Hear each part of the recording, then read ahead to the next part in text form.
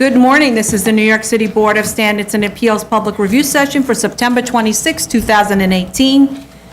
We have decision items. Item number 1, 34143BZ, 3319 Atlantic Avenue, Brooklyn. Okay, we were waiting for something for the community board, and we still haven't received it. But the photos were provided that show the barbed wire was removed, which we asked for. But it also showed images of the wall that they could photograph from their own property, which shows it is actually in need of pointing and general repairs and maintenance. It's a long wall. It's made out of brick. They have to maintain it. So my question at the last hearing about this had been about how this owner gains access to the walls that back up against residential properties, because it's this odd location of a building right in the middle between houses, right in sort of their backyards, kind of. And so I had asked, actually, that the architect inspect the site and climb on the roof and photograph the sidewalls. So I understand, having done that for a living at some point, it's pretty hazardous work, and that the architect might not have wanted to do that. I'm just thinking about what we could do in terms of protecting the neighbors as part of the resolution, sort of.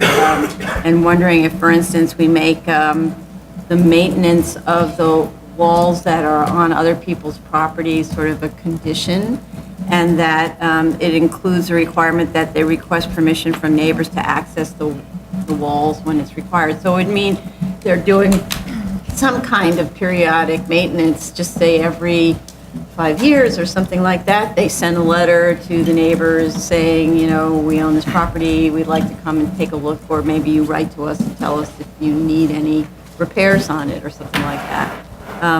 That's a sort of a question I'm sort of throwing out. We do also have fire department sign off on this. Anybody else, any other comments on this?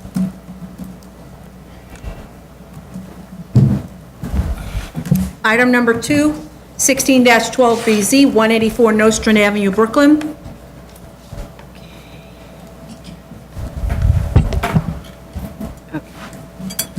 So we finally have DEP sign off on air quality from August 24th. But this was a long and complicated review, and so to remind myself what this was all about, I went back and I looked at the prior comments and the prior submissions, and also on the DOB website. There's now a stop work order on the property for work without a permit, and the site was last inspected by DOB in November, so the applicant has to explain what's going on. There are new ECB violations and new fines. These have to be paid before we vote. I think it's about 25 or 30,000 in fines. I have to say, I'm not exactly sure why we closed this back in 2016. I didn't listen to the hearing tapes. Maybe I should, but my notes from April 2016 show many open questions, and actually we've learned a lot since then about schools with banquet halls. In August 2016, we received a copy of a lease to park 6 school buses at 101 Varick Street. That lease runs until 2021, but given the delay in construction and so on, I'd like to know what the status of the lease is, because we know these leases are kind of casually entered into. I mean, have they really been paying all that rent with a vacant lot since then? So I'd like to know that that lease is still current. They need to, in terms of the drawings, they need to change the revision date on the drawings, which still shows January 2012, January 4th, I think. I made a mistake here. 2012 and April 21, 2016. Even though the materials were submitted in September of 2018. So they're both the same, all the drawings have the same dates. Yeah, So I think substantively, the 2016 was the last drawings, but then I had them update like the notes on the plan. Right. But they still need the most recent date when they put those notes on. Yes, exactly. So, because the problem is that when council is finally putting together the approval package, they all have the same date, and to have to like scour the drawings, figure out what's different is bad, but also it can lead to mistakes. There's still a play area on the main roof, so I just want to make sure that we're okay with that air quality wise. I thought it said there will be no rooftop play area Yeah. any longer. Right, It so, shouldn't but be on the the- drawings show an elevator stopping at the roof, so there must be a rooftop, So we don't want the elevator to stop on the roof? it shouldn't stop at the Well, roof. they say there's no, No play play area there. area. Yeah, so there's why no have play area access? on the most recent plans. So you're not supposed to have an elevator that stops at the roof if there's no play area. There's no reason for an elevator to stop at a roof if you're only using it for maintenance, for like guys to repair the roof. Yeah, they shouldn't have it in terms of air quality. And then, so there are no notes on the drawings that say no play area, and also, there's also no notes about the first floor setback, which also had originally started as a play area. It's not clear that that's not accessible. And finally, we discussed at length over several hearings, the use of the auditorium as a banquet hall. This is the one that has the separate entrances from outside and clear facilities, say, because it's also got a meat and dairy, separate meat and dairy kitchens, and formal entrances and toilets and so on, and arguably those offices in the mezzanine are green rooms, So as we've done in another project, this is an M district where Use Group 9 banquet halls are a permitted use. And in another project, we had them show it as sort of this dual use, but that if it's going to be used for Use Group 9, they need to provide parking.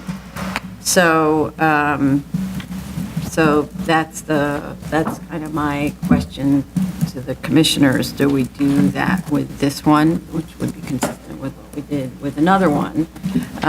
Did they ever concede that they were using this as a banquet hall? Yeah. Because my Yes. understanding of the last hearing was that they did not concede that, Right. and that they said that they actually had the rabbi write the letter stating why they wanted a separate meat and a dairy kitchen, and never conceded that there was going to be a banquet hall. In fact, going so far as to say that the board should not be making a prejudgment as to the future determination to not comply with the grant. I have it in my notes as well that they said that they wouldn't be using a banquet hall, and that, I think at some point before I was here, they considered the option, but at the last hearing, they stated that they wouldn't use it as a banquet hall, they just need a school in this area. Okay. In fact, the only reason why we reopened it, my recollection, is due to the Van Blarkum and the finding Right, of the yes. air issue. Yes. And that everything else was basically settled prior to that. All right, so in that case, we can just have a very strict condition that it's only to be used for school purposes. Okay. So I had so the other one was about parking the buses, so that the buses have to be parked off-site. That's been a big issue with all the schools. Okay. So are we reopening tomorrow? I don't think there's a need to unless the, Okay, oh, so- well, the only problem is we still have those open ECB violations. So we don't need to talk about it, they just need to pay them. Okay, so And the provide applicant proof. tomorrow is just, they're not going to bring anything or just a status? Well, but so to clarify, I do want to Because they know just what the walked status of the bus lease is, and why there's a stop work order and what's going on the site. So to hear the answers to those questions, we might need to reopen. In the plan. Oh, right, Plan and update. revising the plan date. you don't want to sit up here where we're kind of running out of. What was the last date? Well, we could all All swap right, this that a was little. 4/5, Okay. April. Item number 3, 2016-4255BZ, 4801 Ocean Avenue, Brooklyn. All right.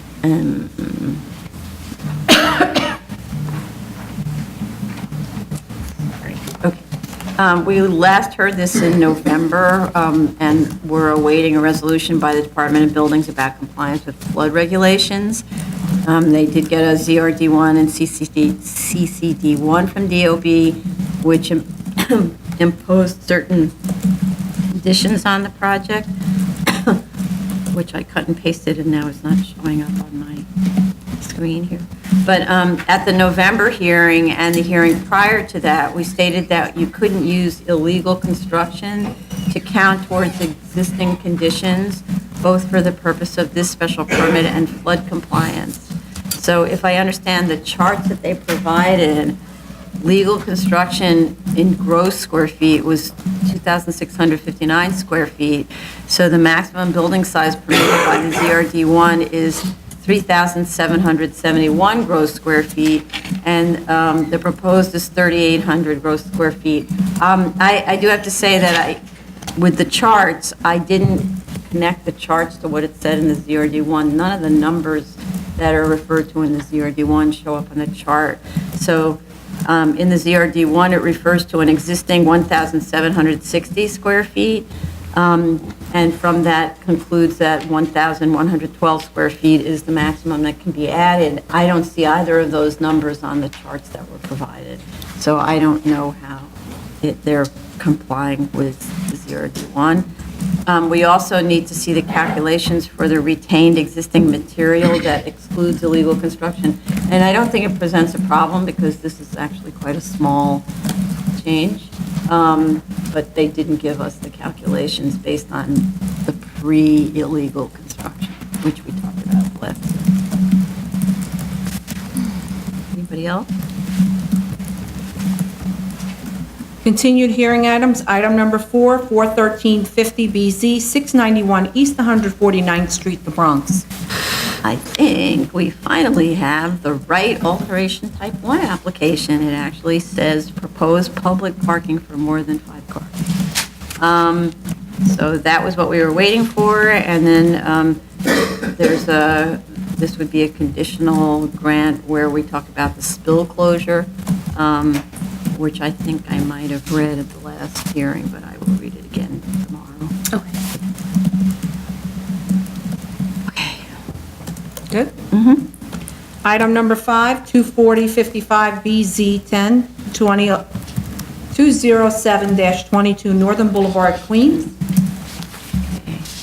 At the last hearing, I expressed concern about the possible misrepresentation to the community and neighbors of the curb cut situation relative to the entire conglomeration of car dealerships onto Northern Boulevard and the, quote, voluntary abandonment of several curb cuts on 45th Road. I was also concerned that the operation has expanded as to the other dealerships, which may be under the same ownership, onto the adjoining zoning lot without BSA approval, since it's also a variance site. I continue to have concerns about those issues. Photos are now provided of the 45th Road curb cuts, which have been described as abandoned and fenced off. The photos actually show gates to the curb cuts, so those could be reopened at any moment without construction effort. The newly provided curb cut study shows a proposal for operations that does exactly what the owner said it couldn't do in the previous hearings.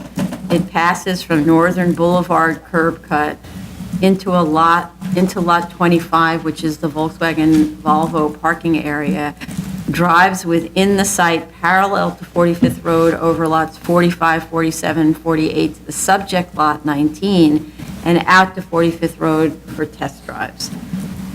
We have repeated testimony from the owner and his representative that passing through intervening lots is not possible, yet here it is on the diagram. So, and if a right-hand turn from Northern onto the site is okay, then why not a right-hand turn off of the site onto Northern? According to the owner, for this operation, it would only be a few cars a day. The proposed layout actually makes very enticing the idea of moving all cars that come onto these multiple lots for a Volkswagen and Volvo, and perhaps even Mercedes, from Northern Boulevard to complete the loop out to 45th Road. How could this possibly be controlled once it is open and in use? Also, the operational plan provides for no handoff between the customer and the salesperson after exiting onto 45th Road, as was described in the hearings. It isn't clear when the customer hands off on the return either. So I'm still not persuaded, even though because I don't know what was told to the neighbors about these curb cuts. And so I just think, we've been at this so long, we can just bring this to a vote and everyone My question. decides what they think. My question is according to the diagram, it seems that when, on the return of the test drive, they're making a right, as you said, off Northern Boulevard into the lot. And it seems that that's a one-way only. So my question is, where would the Volvo cars get out? Are they going to use the 45th Street exit, or do they come out in front of Northern Boulevard? No, they use the What they're 44th proposing is to road. use the 45th Road and then make a right turn onto Clearview Expressway. So what about VW, that they're crossing through VW's lot? Are the VW cars going to be getting off 45th Street or getting off Northern Boulevard? The Volkswagen right now, they use the Northern Boulevard, and what they typically do, I would assume that would be the easy. It's always, as you know, it's easier to make right turns than to make left turns. And so most likely, they're all making right turns to make one right turn, then another right turn to get onto 45th, and then another right turn to go to Clearview. That's where Volvo is going, not the VW Volvo, cars. Mercedes, pretty much probably any of those car dealers that are along that stretch, they're not going to make that left turn onto Northern Boulevard because you do not have it's not easy to make that left turn off the Northern Boulevard. So you believe all the cars are taking 45th Street out? No, they're not. They're not? Currently not, according to the representation. They're taking Northern Boulevard. Wait, let me just finish. They keep the gates closed, so they're not exiting onto Right. 45th. So they're not- They're going That is onto Northern, right, and then, Another right to get onto 45th, So- and then, so what, I have made actually by this time several site visits, just to see what the operation of the 45th at random times, and I've never seen any of those gates used, the ones that have been voluntarily closed. I've always seen them open. I've never seen them used. So yes, while there is an open or closed? never seen them open even. They're never open. They're closed completely. I've never even seen them open. I've never seen them being used. Yes, there is a curb cut. As we know in the city of New York, whenever you have a curb cut, you try to keep that curb cut. You don't try to get rid of the curb cut. So people keep that curb cut as long as they can until they have to. But in this case, I have never seen those gates open. I've never seen those curb cuts being used. There's always on-street parking along that entire stretch. The few curb cuts that are used are the ones that are exactly indicated in the plans, are the ones that are by the tile company, the auto repair, the Nissan dealership. And right now, even the Volvo one is not, at least last time I was there, it was closed. So my point is that the operational plan that they were saying is, yes, when the customer test drives and brings the car in, they bring it in through the Volkswagen and then they park in one place. That is one set of operation, because the idea is you don't want to go back and forth between those sites too many times, as I understand it from the applicant, and I think it makes sense. You don't want the customers to go through it many times. This internal operation of juggling these various automobiles of this dealership and that dealership is between the business operators, between the employees. They want to minimize that amount of juggling and movement within these lots with the customer. All that the customer is doing is, after they've test driven, they're making a right turn and dropping off the car at the Volkswagen thing, and then they're walking back to the Volvo dealership to sign a deal or say thank you, goodbye, and move on. So it's no more than that. And I actually am, for the number of vehicles that we are talking about, this is not going to make or break anything. At most, it is what's going on there. I mean, we want to stop the operation, then we have to change the uses and basically put a hard stop on these uses. So my question is, I'm really not convinced that this is going to be a major detriment, and I don't think there's any misrepresentation. So my statement isn't that drastic. I'm saying that on the operational plan, on the third page, there is the test drive route that's highlighted. You see the vehicles making a right turn after the test drive onto the VW lot. Right. And that's where the shared parking is between VW and this site. My question is how did the VW does not use 45th Street? So and they represented that their test drives leave on Northern Boulevard. If that's the case, which way is that? Are they going up the very way that they came out? Northern Boulevard, you cannot make a left turn there because I'm not it's a saying make a double- left. What is I he don't think saying I don't think you on-site? follow me. On VW, when they do their test drive, do they make a right turn onto Northern Boulevard? Do they exit from Northern Boulevard? And they represented that they do. Yes. So what I'm failing to see is if a car can be returned from that VW entrance, I imagine that VW entrance is both an entrance and an exit. It's a much larger site, yes. Okay, so if a car can be returned from 45th Street, why could a car not come out, from Northern Boulevard? Why could a car not exit from Northern Boulevard? Because this site has a very small frontage compared to Volkswagen. No, Volkswagen that's not the question. Why can't it go through the same But it's- curb cut that they are bringing the cars back on? It goes back to the the same original thing as issue- trying to keep the Volkswagen goods on one side, trying to keep So, the but they're already- Volvo goods on one They're side. already mixing the brand by letting the vehicle come in from Northern Boulevard. And if we're talking about a small amount of cars, I just want an explanation as to if that is not mixing the brand, if that's not preserving the brand, that you're having a Volvo come in through the VW site, if that's not going to be a detriment, why would it be a detriment to have a Volvo come out from the VW site? Then you're taking the customer all the way to that site, No, right? no, you hand off, you let the customer, whatever. So they have to trade off because they're saying they don't want the customer to drive through the lot. So the customer is getting out of the car somewhere. That's what they said. They just didn't tell us where it is. Customer's getting out of the car somewhere, and then the worker is driving it into the lot.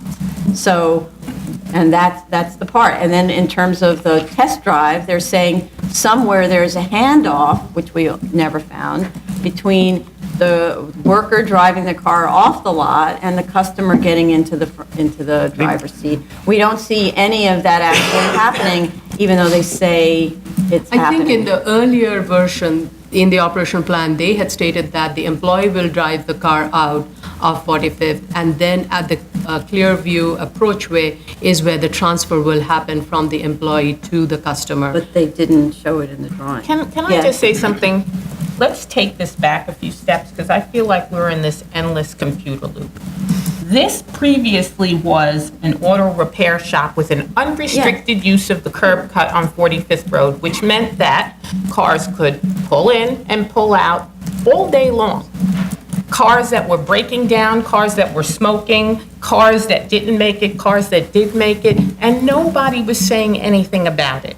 Now we're coming down to a less dense use group, and we've got a statement made on the record that there are going to be 5 to 7 cars a day using this curb cut in one-way direction and not even returning onto this block. And this block is a dead block. I have driven this block just like Vice Chair has. There is nothing going on this block, and it could certainly absorb the traffic of 5 to 7 vehicles a day, even 30 vehicles a day, even 50 vehicles a day. This is a New York City street.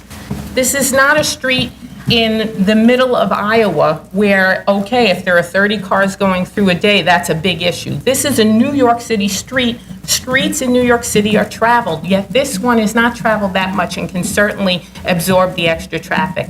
I don't understand why we're still here on this subject. This is going to be a less intensive use of a curb cut than prior. They could go back to an auto repair use, find some auto repair person, and have people driving jalopies up and down this block all day long, and there really wouldn't be anything we could do about it.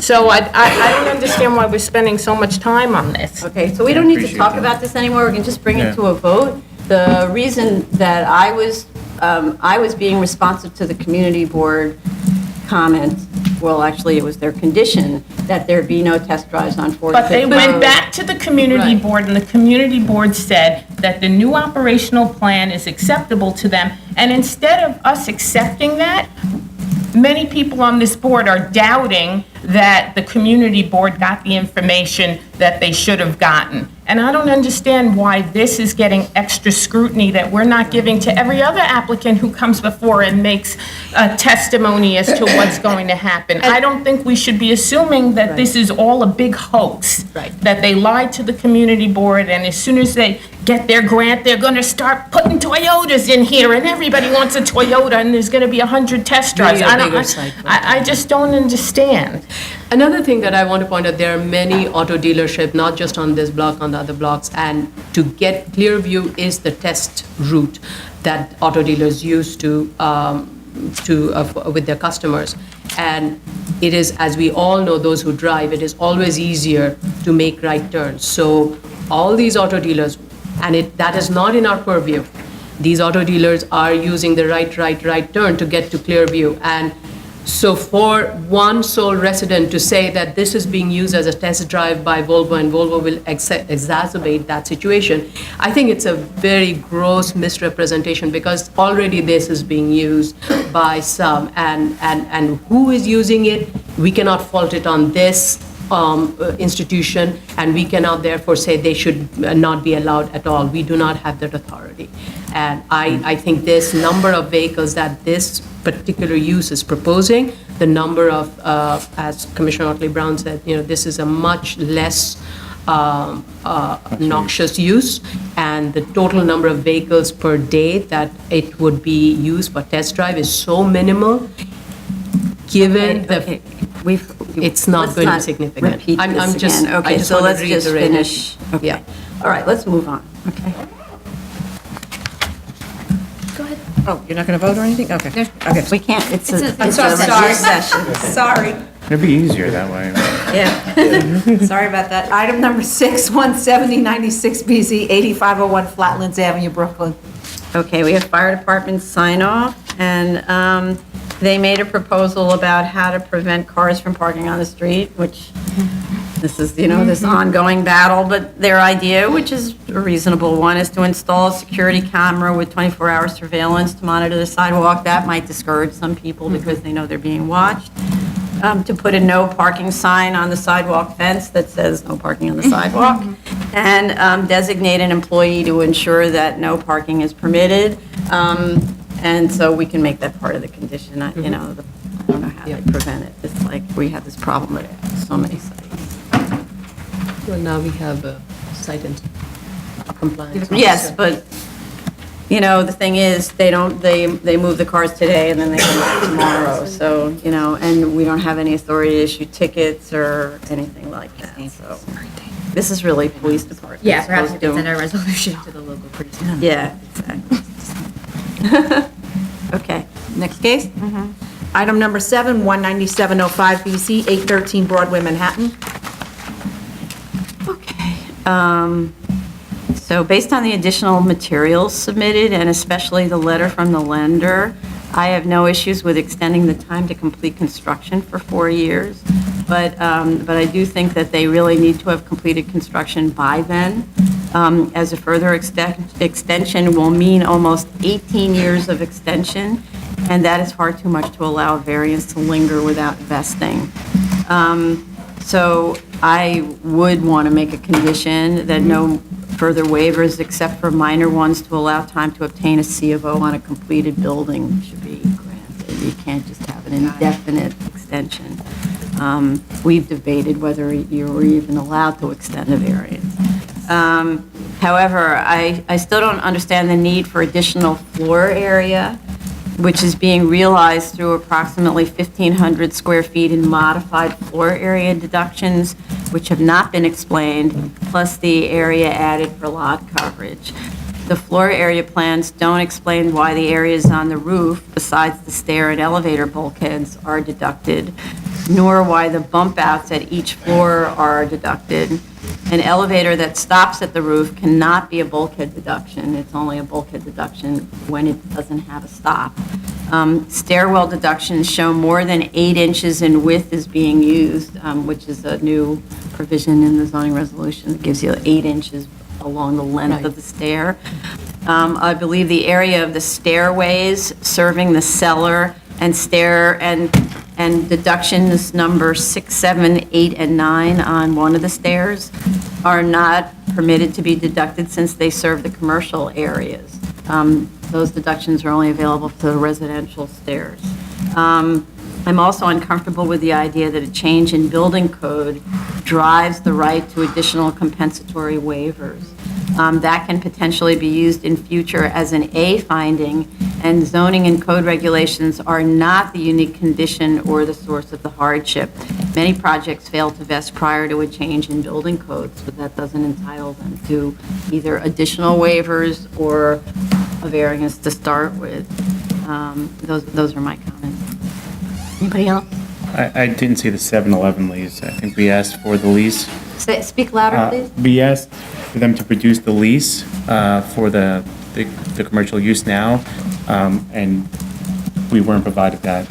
I just want to see that so I know that they will be, there was a statement saying that they expect them to leave as soon as they want to start building, but without a lease knowing when they are, if they can be evicted at that time. Right, like a demolition eviction clause. Right. Yeah. Just two more things, very quick. I previously was confused, and I was under the impression that the incident that happened previously for the neighbor wall, they are using this to justify additional request for additional floor area. I believe, based on my discussions with Vice Chair, she explained to me that. And I now understand that this is not used as justification for additional floor area. However, I believe they need to make this clear in the statement of facts because it's a bit confusing. It could be understood as they presenting this to explain why they went with the redesign, relocation of the stairs, or it could be presented as they presenting this for why we're asking for additional floor area. So I want to make sure that this is clear in the statement of facts. Well, wait, but Can I just want to clarify. Let me just add the second point, and you can probably comment on both. The second thing is, when I read the statement of facts, I got the impression again that all what they are asking for is the bump, 2 feet, about 2 feet wide by 28 feet. However, this is not the case. Right. As I explained before, we are asking for this bump plus another 2 feet and a couple of inches times the entire width of the building. So this needs to be clear in the statement of fact as well. right. And by increasing the amount of mechanical deductions very significantly, it's like it's 1,500 square feet or so. They're hiding a waiver that we're not aware of, but you just look at the comparison of the deductions, and, why in the world would they have gotten so much bigger? They doubled, each floor more than doubled the amount of mechanical deductions. So, yeah. So that's something that they would be able to do, and probably DOB wouldn't notice if we just stayed with the same amount of floor area, right? But they're asking for additional floor area on top of that. One of the reasons they presented for asking for additional floor area was the interior hallways. I understand if the new building code required increasing the width or the dimensions of the exterior hallways or the stairways, that would be a good reason for them to ask for additional area. But for the interior ones, at the end of the day, it's sellable floor area. So if the hallway was 1.5 foot wide and the new code calls for 1.75, at the end of the day, it's inside the unit. So it's not changing anything. This is not the case if we're talking about an exterior hallway. You mean if they were required to add another staircase to the building or something like that, on the exterior? What do you mean an exterior? No, for, hallway? one of the reasons they presented and they claiming that this is a reason for asking for additional floor area, is that, let's say the width of that restroom Here, the building code was minimum 1 foot 4 inches. And now the new code calls for 1 foot 10 inches. We are asking for the difference, which is 6 Yeah. inches. Right. Why? At the end of the day, if the restroom is 1.4 and the adjacent room is X, it is the same as the restroom is 1.10 and the adjacent room is X minus 6 inches. Yeah, right. So it's, at the end of the day, it's the floor area inside the unit. It's sellable floor area, so they shouldn't ask for that. That's correct, but I also don't think that you should be allowed to get, I mean, because it opens up so many other possibilities of an A finding where there's a code change and, oh rats, I didn't vest under the old code, so now I have to make modifications. That's kind of, you know, you're taking your risk that you're not building right away at the time of a variance, for one, and for two, codes change constantly, Yeah. by the way. And so some codes change by requiring bigger staircases, other codes change by requiring a different mechanical system, which you can't, that doesn't take up floor area, but certainly adds cost to the building, for example. Should they come back because now they have to put in sprinklers, or they, you know, where they didn't have to before, et cetera, et cetera, et cetera? There's kind of no limit to how many changes there are in a building code. So I just don't think that it justifies it. I don't know, other comments? I just want to clarify one thing that in our conversation, my conversation with Commissioner Shetta, when I was reviewing the plans, what I observed was that a lot of the new code requirements was not enabling the staircase that was located with the elevator on the south side feasible, because the stair width had to be of minimum size, and that would almost push the elevator doorway and other things out, and would impinge on the apartment accessway. So the relocating the staircase from the south side to the north side of the lot was more of a result of it, and the fact that it is no longer close to that wall where it tore down was more of an added bonus. It was not the primary factor. That's how I looked at it. And that resulted in the change, and of course the other requirements of the corridor widths and the energy efficiency. I was also looking at the mechanical deductions that were evaluated as part of the original approval, and what was being requested. In the initial approval, the only deduction that was granted was, at least in the calculation that was shown, was mechanical deduction. Right. The current one shows mechanical stair and exterior wall energy deduction. So the mechanical deduction in previous one per floor, it was, typical floor, it was 85, whereas here the typical floor was 42. So the rest of the deduction was more between the stairs and the wall energy deduction. I really did not have much issue, and then the other part was the looking at the sellable area, and the sellable area change was by 1 square feet. So Oh, but that's a one. so that's why I really did not see an issue with it. No, so it's not that they're allowed to take the mechanical deductions, and by the way, by granting a variance, it's almost like you're double dipping on this. So when the building code was changed to require the wider staircases, the zoning resolution was also changed to compensate for those wider staircases. That's why you're allowed to take 8 inches all the way around the dimensions of the stair, so that the zoning resolution compensates you for that increase in requirement in the building code, right? They're effectively asking for us to compensate them for the increase with the variance, for an increase in the staircase requirements and so on in the building code. So that's 2 times. So zoning resolution's already doing it as of right, and then they're asking us, give us more floor area because we need bigger corridors, bigger staircases, and then as Commissioner Shetta said, you know, bigger turning radiuses in the toilets. Meanwhile, that's still within an apartment. So I actually think that they've already been compensated for the code requirements, and that there's no difference in the units in terms of sellable area because of the ADA requirements. So then the only thing that you're looking at is what might drive an additional waiver is the collapse of the adjacent wall. But we said that's not something that BSA compensates for. you should be paid for the disaster, right? And so that should go into your construction cost offset. So, I didn't see any deductions coming from the wall collapse in the floor area reduction table. So I don't think they are using this to justify, like, requesting additional floor area. no, but the reason for wanting the bump out, the reason for wanting the extra 2 feet is to compensate for loss in usable area or sellable area caused by larger staircases and by the turning radiuses in the bathrooms.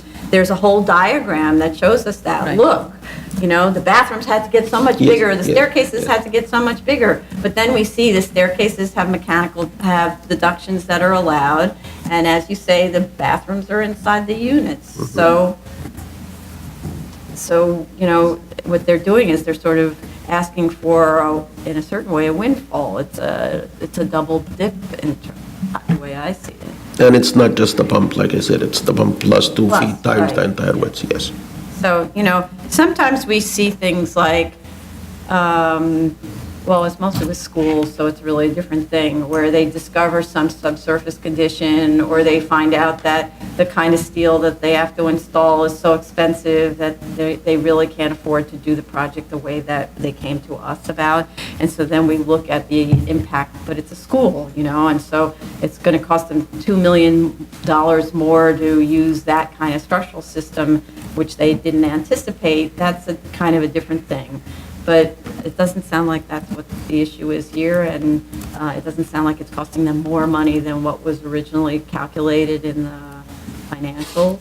Well, it seems to me like they're building more gross area here, and then they're taking all the different deductions that they could possibly take to reduce it to the floor area that was approved. Right. And the sellable area that was approved.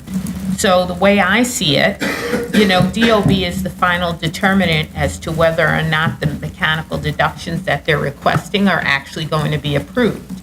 If our resolution reflects that there's no change to the amount of floor area that we're granting or sellable area, then if they don't get the appropriate deductions approved by DOB, then they don't have a project as they've envisioned, and they have to come back to us. Right. And so I think that we are actually protected by the resolution that we issue based on the extension of time that will basically say, you have more time and we're allowing you to have these amendments, but bear in mind, those amendments are not reflecting the amount of floor area that we approved, nor the amount of sellable area that was used to establish your B&E finding. And if DOB then says, no, you can't take all those deductions because that staircase serves the commercial area, and actually that's floor area, well, then you don't have a project. Then you have to come back to us.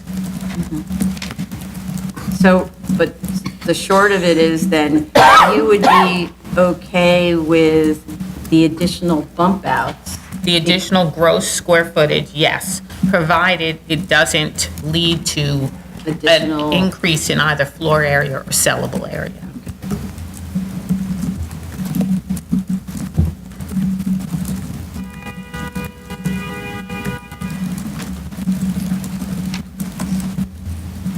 Okay. Okay. Move on. New cases, item number 8, 17706BZ, 1840 Richmond Terrace, Staten Island. We have proof of initial filing to officials, but I did not find notice of hearing. So please, if someone's listening, well, Mr. Simicic listening, please bring us notice of hearing, or we can't hear this tomorrow. The community board recommends approval with 2 opposed, and then I'm just making comments on what I saw in the photos. I didn't go on a site visit. There's razor wire, it has to be removed, resurface the asphalt, replace the broken and collapsed fencing that's adjacent to the residential building, paint the building, install all of the landscaping that's shown on the 2007 approved plans, but first show us a landscaping plan to show what's going to be planted there, remove the blocked curb cut, provide a light spread diagram, and do it all now, because obviously you didn't do it the last time. And then there's There is a list of how the project didn't comply with the BSA grant, which is related to what I just read. I just want to add one more thing, that is, the trash enclosure is located in such a way that it is accessed from the street directly. So it opens onto the street, which may be convenient. I don't know if that's a typical thing. We typically like to have the trash enclosure accessed from the site, not from the curb. And I think that is very doable. You just need to turn the access point from the parking lot, and we have seen proposals where you do have cars parked in front of it, and you move the car to access the trash thing, and I think that can be done. Okay, anybody else? Item number 9, 27207, 344 Amsterdam Avenue, Manhattan. Okay, we have proof of service of initial application and of notice of hearing to officials. Community Board recommends approval. Because this is an active gym in an apartment building, we usually ask that notice of the next hearing be posted in the lobby or mailroom of the apartment building, so we should do that this time. And I'd like to clarify that the notice shouldn't just say that people are welcome to attend the hearing. It should give them instructions about where to send comments, so that, because what we do find is that we might get written comments, but people will not be able to take the time to attend the hearing, and then we miss out on an opportunity to hear from neighbors who are affected.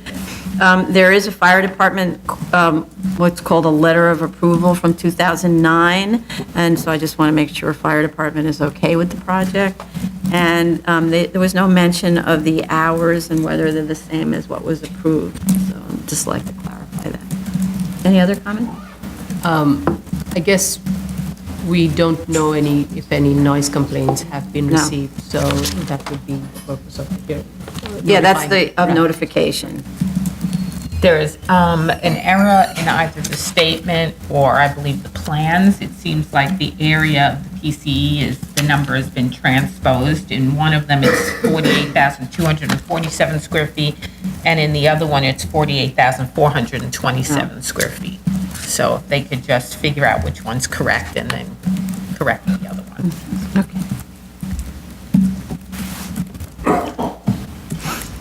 Okay. Anybody else? Item number 10, 24709BZ, 123 East 55th Street, Manhattan. We have proof of service of initial application and of notice of hearing to officials. The community board recommended denial with one exception, and the denial had to do with the fact that there were noise complaints. And they said, recommended denial of a proposed BSA 10-year extension of a special permit for a PCE unless the residents of the condominiums. Wait, we're looking. Wait, you're in the wrong. Looking Oh, at the extension of time to 123 complete. East 123 East 55th. You might have an old. Oh, no. Oh, no. Okay, thanks. All right, looking at that. Sorry. I'm is the so sorry. synagogue. Let's start over. Read it again. 24709BZ, 123 East 55th Street, Manhattan. This is an extension of time to complete construction of a previously approved variance for an expansion of a youth group 4 community facility, the Central Synagogue, Okay. which expired on June 10th. So there are no notice requirements for extensions of time to complete construction. Were letters of authorization obtained from all parties in interest to the zoning lot? That was a big discussion in both the prior hearing to extend the term and also in the initial hearing. So this is a large zoning lot, and there are parties in interest to a zoning lot development agreement, and all have to submit, or the owner has to indicate their efforts to obtain these authorizations. There was a Zelda on this or something? Yeah, it's a zoning lot merger and a Zelda, and they all agreed that they would participate in any applications for variances, and that was a very big discussion, went on for pages, actually, in the zoning, the resolution. The original yeah. variance. So There was some discussion in the statement of facts, or maybe it was a cover letter, about Lot 12, quite a lot of discussion. I'd like to understand the significance of that discussion to this application. This variance was granted 8 years ago, and there has been no movement on construction, and it does not appear as if funding has been obtained, which was the explanation 4 years ago. So I ask again, do or should variance extensions go on indefinitely? Since neighborhood conditions change, I think we should look at this requested 4 years extension as the last, except to the extent that 4 years from now, construction is substantially complete and additional time is needed to obtain a C of O. And we need to be clear about that in the resolution. The project's only a 2-story addition to an existing building, so we're not talking about funding a hugely expensive project. I'm confused about why this hasn't proceeded, and there was a lot of opposition to this project, so I don't think, again, that variances should last forever if you don't use them. Anybody else? It would be helpful if they could give us a tentative schedule or timeline for achieving various construction milestones, like submitting their plans, pulling permits, that kind of thing.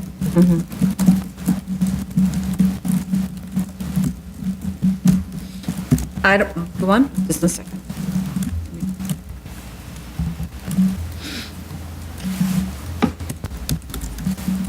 Okay. Yep. Item number 11, 23114BZ, 124 West 23rd Street, Manhattan. Okay. This is so the it was PCE. glitched. Okay, 231-14, right? Okay. We have proof of service of initial application and of notice of hearing to officials. Community Board recommends denial with 1 abstention. The Community Board stated that they recommend denial of the proposed 10-year extension for this PCE unless the residents of the condominiums residing above the facility state in writing that treadmill and music noise from the gym no longer disturbs them. In anticipation, I suppose, this applicant posted notice of hearing in the residential lobby. The designation of the building just to let everybody know, this is a residential building, and the designation in this paragraph above on the heading says it's a commercial building. That's not correct. It should be corrected. So it's a mixed-use building.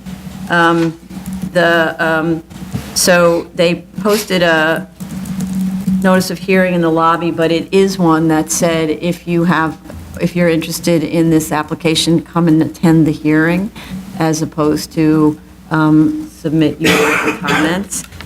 Because of the Community Board's very strong opinion, I think that it should be reposted with information about where to send your comments. So Fire Department, I'd like them to just comment on the site. They provided a DOB sprinkler sign-off from 2016 and an affidavit from a fire alarm installer that it was installed, but we don't have Fire Department sign-off on that. And just, yeah, okay. Anybody else? Yeah, the compliance chart in the statement of facts, they indicated that they will show the compliance to the conditions of the previous grant. They are referring to a compliance chart, but I couldn't see any compliance chart in this statement. Oh, so of they facts. didn't provide the compliance chart? Yes.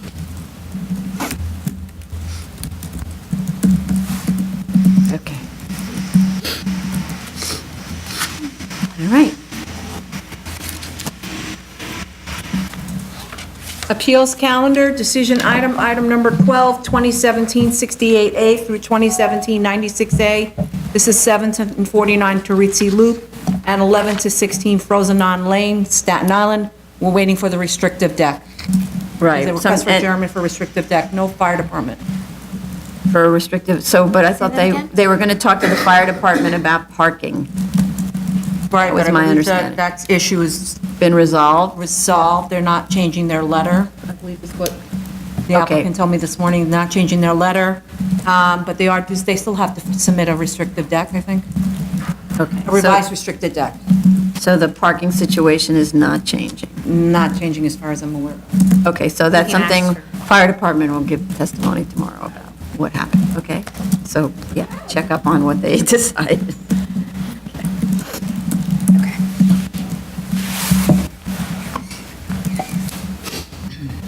Continued hearing items, item number 13, 205-15A through 214-15A is 12860 to 12876 Hook Creek Boulevard and 12863 to 12875 Fortune Way, Queens. Okay, so just to clarify, this is a combination, I don't think it actually says that in the heading. This is a combination GCL 35 and GCL 36 application. 5 houses front on the cul-de-sac of Fortune Way, so that's the 36. Right. And all but 3 of the 10 houses sit in the bed of a map street, so that's the 35. Drawings still say the houses will not be sprinklered. Fire department needs to sign off on that. I know that's been a debate in previous hearings, so there is a restrictive declaration that refers to the sign on Fortune Way, which says the Fortune Way sign, which is shown on the attached plan. The purpose of that was to indicate where the demarcation line is of private versus public street. I'm thinking for further, because the drawings show it and it makes it very clear, that the paving pattern could be different on Fortune Way than on 129th Avenue. So for instance, if 129th is standard asphalt, then Fortune Way could be one of those cement type drives or some kind of paving system, just so that you know you're passing into that zone, because the sign is a good idea, but it couldn't fall down, and then forevermore, we don't remember where's Fortune Way. I have a question regarding that. As part of the Fortune Way, are we requiring to do the so-called, the new concept, the private builder's pavement plan? And if that is the case, will this new material be consistent with what DOT It has to be, would be? right. Yeah, it would have to be, but I think that so you see different kinds of road beds. They need to have the compressive strength and stand up to changes in temperature, but you're not always required to do exactly the same kind of material. Yeah. So they gave us a very detailed plan for this, and they used that sort of different kinds of hatching to indicate the public versus the private, and that sort of revealed how clear you can make it visually if you use another material. So, okay, so anybody else on this? Was the restricted declaration sufficiently specific about maintenance? It doesn't, what I'm not sure about is whether there's any utilities running in Fortune Way. So it doesn't mention utility maintenance, it just talks about the maintenance of the road bed. Yeah, so I just don't know whether there are utilities.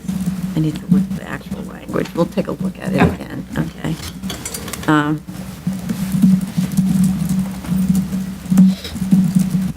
Can I go on? Mm-hmm. Item number 14, 257-15A, 1221 Forest Hill Road, Staten Island.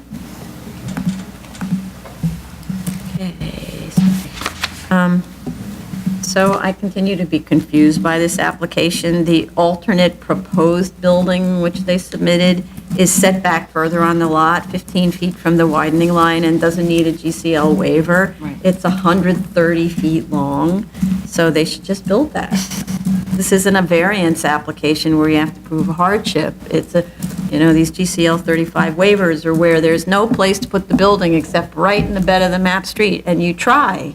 You move it over to the one side, you're in the required side yard. You move it to the other side, you're in the required front yard. Here's this long site with plenty of building capability, so I don't think we should be entertaining this one anymore. I'm sorry. Got that one.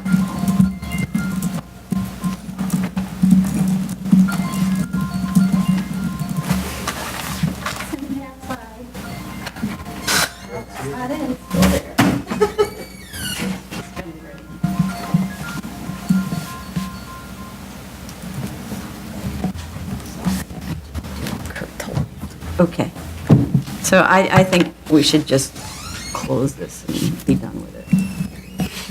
Anybody else? Any other comments? Item number 15, 2016 4296, 96A through 4298A, 3236, 3238 Schley Avenue, and 580 Clarence Avenue, the Bronx, They requested an adjournment. to address DEP's issues. Yeah. Item number 16, 2017 323A, 108 Crook Avenue, Staten Island. They also, this is administratively adjourned. Do you know what's going on? Yes, the applicant was, at the time we spoke with her, is waiting to submit one more thing to DOB, and that's going to take about 2 months or so. So we spoke with the applicant that December 11th would be an appropriate day to get DOB to respond. The idea is that this may, because there are other buildings on the block, residential buildings on the block Right. with Cs of O, that she may not even need to be here. And so she's pursuing plan review with DOB, but they're not looking at the GCL waiver objection until she gets something else in place. Yeah. And so to give her time to get that plan exam complete, we thought that late December would be an appropriate time to check in. Okay. Okay, and I'm thinking maybe even longer Yeah, because the could last even time January, yeah, we've been at this since May, sure. right? So, yeah, so just so it doesn't look like a lot of adjournments, because at a certain point we say it's too many adjournments, you have to fish or cut bait. Okay. New cases, item number 17, 2016 4142A through 2016 4146A. This is 70, 72, 74, 76, 78 Cunard Avenue in Staten Island. A, we have proof of service of initial application and of notice of hearing to officials. Community Board recommends denial, but I didn't cut and paste their response. We have letters of objection from Councilmember Debbie Rose and Borough President Otto. And I could read the details of the objection, should I? Or, anyway. The gist of them is, it's a little bit confusing. So, let's see. Borough President Otto says, where unmapped street beds are not part of the tax lots comprising the appeals and absent a previous ruling from the law department, I asked the BSA to require consent from the owners of the private street bed as well as compliance with all rules and regulations of all agencies. So the issue that Commissioner Otto is concerned, Borough President Otto is concerned about is the fact that the access point from Cedar through Lot 257, 237 is not, well, ownership of that lot is in question, but the other aspect, because we actually don't know what the ownership is, and that was raised by, I think, Councilmember Debbie Rose, but the other issue has to do with if it's not on the same zoning lot, and why it's not the same zoning lot, I'm not sure exactly, but it's not on the same zoning lot, can an access road be considered a use of a zoning lot? And because it's an accessory, the Borough President is arguing that it's a use that's accessory to another zoning lot. But without delving deeply into this subject, though it's kind of an interesting subject because we have a case now on appeal that looks at a use that's accessory to something off the zoning lot. In this case, though, tax lots that become private roads are extremely common, right? We see them, either they're unmapped streets or they're streets now in use, they're CCO streets, but then we look at them and it's actually owned by somebody, right? And so that, you drive over, Mrs. Brown's land in order to get to yours, and somehow or other, Mrs. Brown, either willingly or unwillingly, gave an easement for you to pass over her land. And we've had a few of those where all of a sudden she realizes, hey, wait a minute, this is mine, right? But for decades, or maybe even longer, she didn't realize that she owned this roadbed. So the idea of roads being privately owned is standard. And in the case of a property owners association, the property owners association always owns that road. And then it becomes common property for the condominium. So to say that they can't, and it's not part of the zoning lot a lot of the times, right? A lot of the times the zoning lots will get subdivided and that road's sort of left over, but it's owned by the property association. So if the borough president is asking us to opine on whether you can have a use that's accessory to another use off the zoning lot and the use is a road, that this is a very big subject that would need a lot of research. So I'm not sure, it's not before us. It could be made to be before us if the borough president were submitted on an appeal. But so far, just my gut reaction is, don't we see this all the time? So that's the first. Then there are 31 letters in opposition, and those letters are, and also we had opposition from Councilmember Debbie Rose, which were similar to what Borough President Otto and the Community Board said. But the 31 letters of opposition, many of which were on the kind of a form that people signed, but some were individually written, go through a collection of comments. One, it says Cunard Avenue is a record street, and the only portion of Cunard that is a CCO street is the portion that's already developed.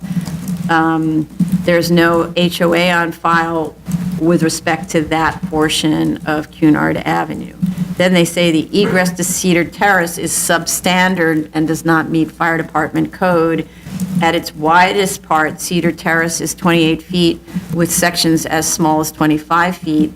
Additionally, parking is permitted on certain portions of that street where fire department requires 30 feet. So the issue there is that the proposal here is to access through Cedar Terrace, which is that narrow route.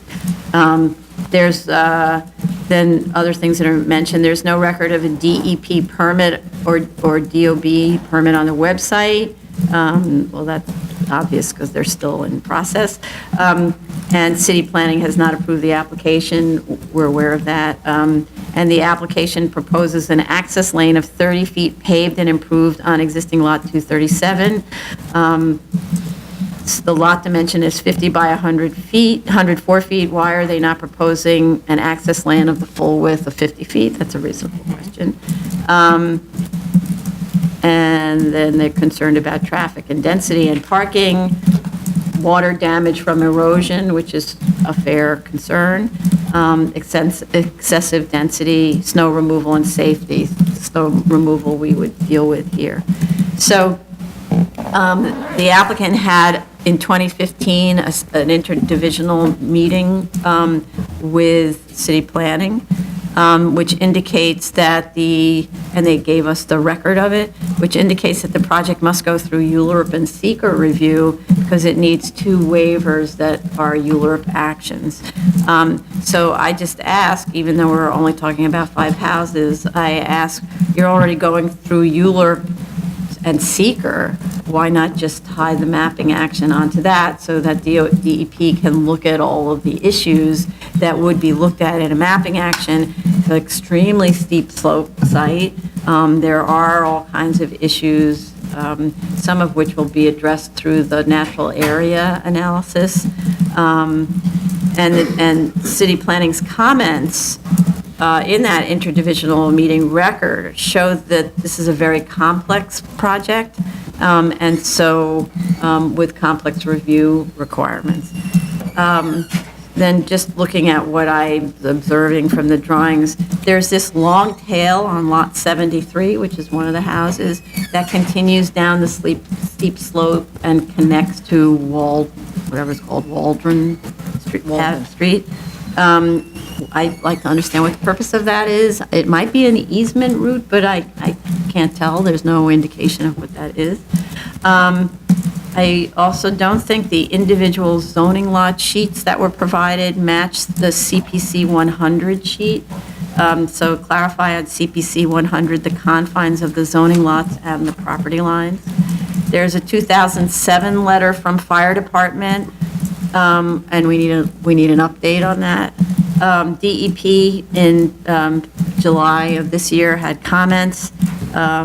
It says the applicant must submit a letter from the Borough President's office for the status of the street and the CCO, and a copy of the official map. In addition, the applicant must submit the copy of the certified site connection proposal showing how the internal sanitary drain is connected to the city sewer and storm, and how stormwater will be discharged from the property, and will be maintained as per the site connection permit. The applicant must submit an internal water main plan showing connection to the city water main, and reminds that the owner will be responsible for maintaining the internal private sewer and water mains and connections. A number of our staff and commissioners visited this site, and I remember vividly the slow haul up very steep Cunard to its dead end, and the development site on the hill above and below it.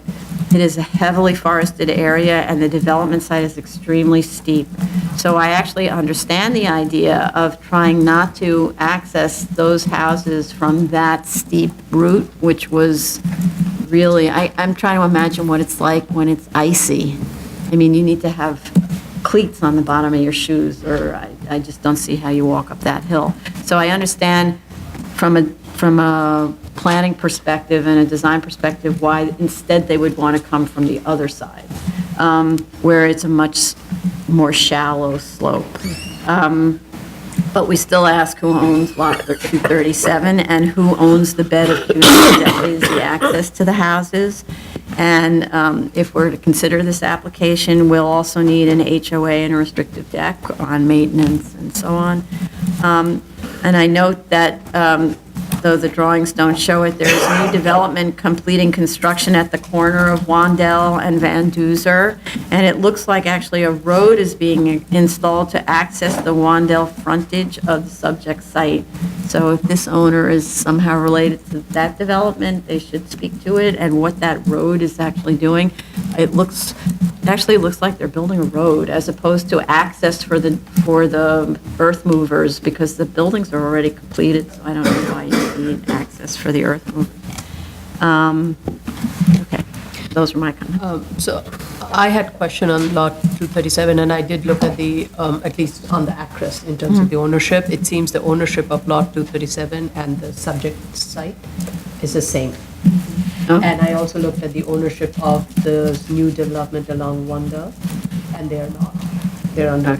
Well, they're different LLCs. Different LLCs, and I looked at some of the names, and I did not see the similarity. But I didn't do a thorough check, as you're an expert on it, so I just did a quick glance, so I didn't see that. So, That was the not, question. and just to clarify, it's not Acris, that's Staten Island has their own. Like U.S. land record. Okay, Yeah. so I just went It's through Acris. Acris? Oh, no, Acris, the only thing it shows is the UCC filings, which for some reason goes on Acris. Otherwise, everything else in Staten Island is on their Richmond own. County. It's sort of this national, They have their own Richmond County. Yeah. It's U.S. land record. U.S. land That's- records, okay, right. So more information is needed. Okay. Just my cursory review is not so sufficient. There was a, I mean, I think if we do proceed, since lot 237 will be providing access to the subject application, it needs to be integrated into the HOA and Yeah. restricted deck and all of those. Right. I just want to make sure. Well, Okay, it because the becomes application the right road. now, even the application form does not refer to lot 237. It just refers to the subject lots where the buildings are going to be built, but it does not cite that. And I think it should be included in it, and this is a legal counsel Of course. question, and therefore gives us the ability to also Yeah. integrate it into the HOA. In order for us to have authority over the maintenance or the Yes, Exactly. construction of that, on that lot, it needs to be part of the application. right. Well, actually, it's quite confusing that it's not, because Right. all of these private road applications include all of the private roads within, unless it's an existing road to which they're joining, but this is more like a driveway up to the houses. And the community board had cited one of the concern is that the clearing of the trees prior to CPC approval. So I'm not sure if they were specifically referring to the subject site or the site abutting Wandel. So that wasn't clear to me. Well, there's a lot of removal that's needed in order to develop this site, right? It's heavily forested, so if they're concerned about the loss of green area, No, they're saying it has already been cleared. Oh. So I think looking at the Google map, most of the clearances happened along the Wendell Yeah. site, and that is not part of our. well, actually, some of the cleared area is on the Wandell, it seems like it's owned by this property owner. If you Well, you're look at the talking that shape, access point. it's sort of the head of the dog that goes down onto Wandell Avenue. That's been cleared for the project that's under construction. okay. For some reason. So that's why I thought it might have been the same owner. My photograph. Yeah, here. See, that's part of the site. And then there's another little house that was also built already right adjacent to it on the other side. So the site is surrounded on two sides by new houses on the Wandell frontage. Okay, anybody else on this? No, I just want to second your comments, Chair. While the size is not a particular issue, it's the complications on this particular site, including the steep slope and the hillside preservation issue. I think that they already have went the route of ULURP. I think they should combine it all rather than having two separate agencies working on the same thing and not working on it in concert.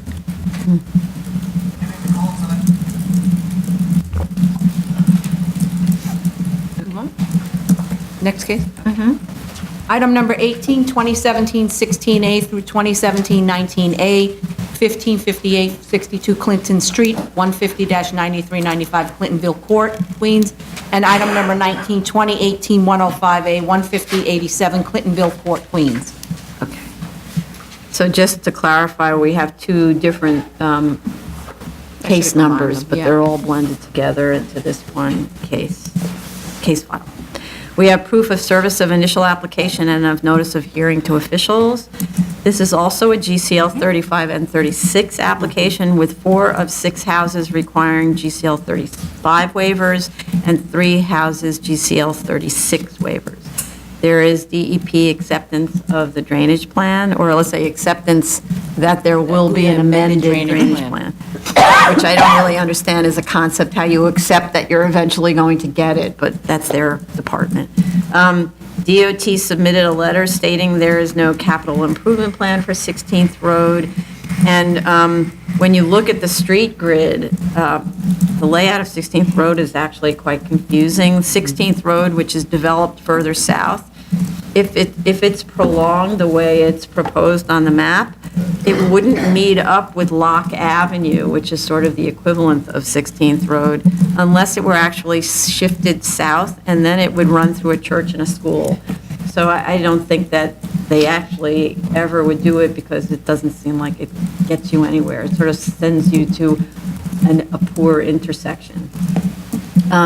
There is a Fire Department 2014 sign-off letter and a April 10th, 2017 letter of objection with respects to lots 23 and 24, because it's saying that the turnaround isn't adequate in front of those 2 lots. And I saw that the applicant submitted a letter in response to that to Fire Department saying, hey, wait a minute, I thought you said the easement area that we created in the front yards was adequate, so we need Fire Department to respond to their, let's say, questioning of Fire Department's more recent response. And we need the HOA and restrictive declaration that grants rights of ways and commits to maintenance of the roadbed, sidewalks and utilities, no parking signs and so on. The drawings have to indicate that the houses will be fully sprinklered, and for the GCL 36 waiver, they need to go through the findings, which I didn't mention on the prior one, but they should do as well. Anybody else? I just had one comment, and that is for R31 zoning district, minimum lot width of a zoning lot is 40 feet, and minimum lot area is 3,800 square feet for a single and two-family detached or zero lot line. And the proposed width for RP 602 shows that they are less than, some of the zoning lots are less than 40 feet, especially for zoning lot number 19 and 20. So that needs to be corrected, unless there is a reasonable explanation. So what I don't remember is if each one of those is treated as a separate No, zoning lot? not each one. There, so I think, I have to look at it. So there's a zoning lot, so there are three zoning, no, there are, how many zoning lots? I think Zoning lot, there are four zoning Four lots. zoning lots. So if you look at zoning lot 19, which is fronting Clintonville Street, and zoning lot 20, they're two separate zoning lots, and they are not 40 feet wide. Those are the, just to kind of give you, these are the two. Yeah, okay. 19 and 20, right? Okay. I just wanted clarification on the FDNY sign-off letter, and it says that no parking signs on Clintonville Court and 3 parking spots for each dwelling unit. Do they mean each dwelling unit or each home which has 2 Yeah, dwelling units? Right, because that's what the zoning requires, right? 3 for 2. 3 for, Right. yeah.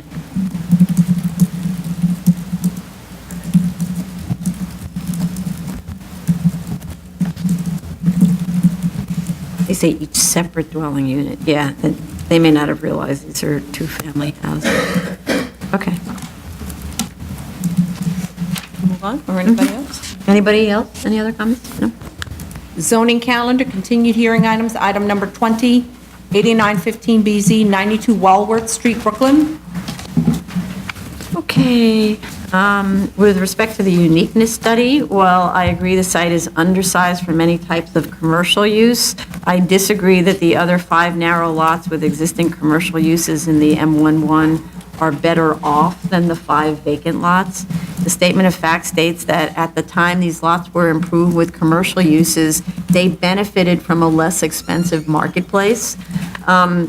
Having been in the marketplace at any time in history, the marketplace is expensive relative to the previous market, and investment in new construction or other improvements is a business risk. So you can't say it's more expensive today, therefore, because dollar values are different, everything. So I disagree that they're better off. They were in the same situation way back then, only with different dollar values.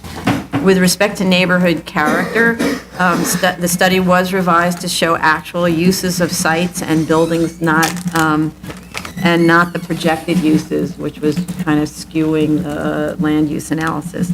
The height studies show there is one long residential building on the subject block on the same side of the street that is 44 feet high, presumably to the roof. And the building is 3 stories plus a mansard roof with an attic floor. It's designed to look like an attic. Mansard is probably an actual floor. The building adjacent is 3 stories and somewhat shorter, but not dimensioned on the information. So I actually don't think this building should be taller than 44 feet.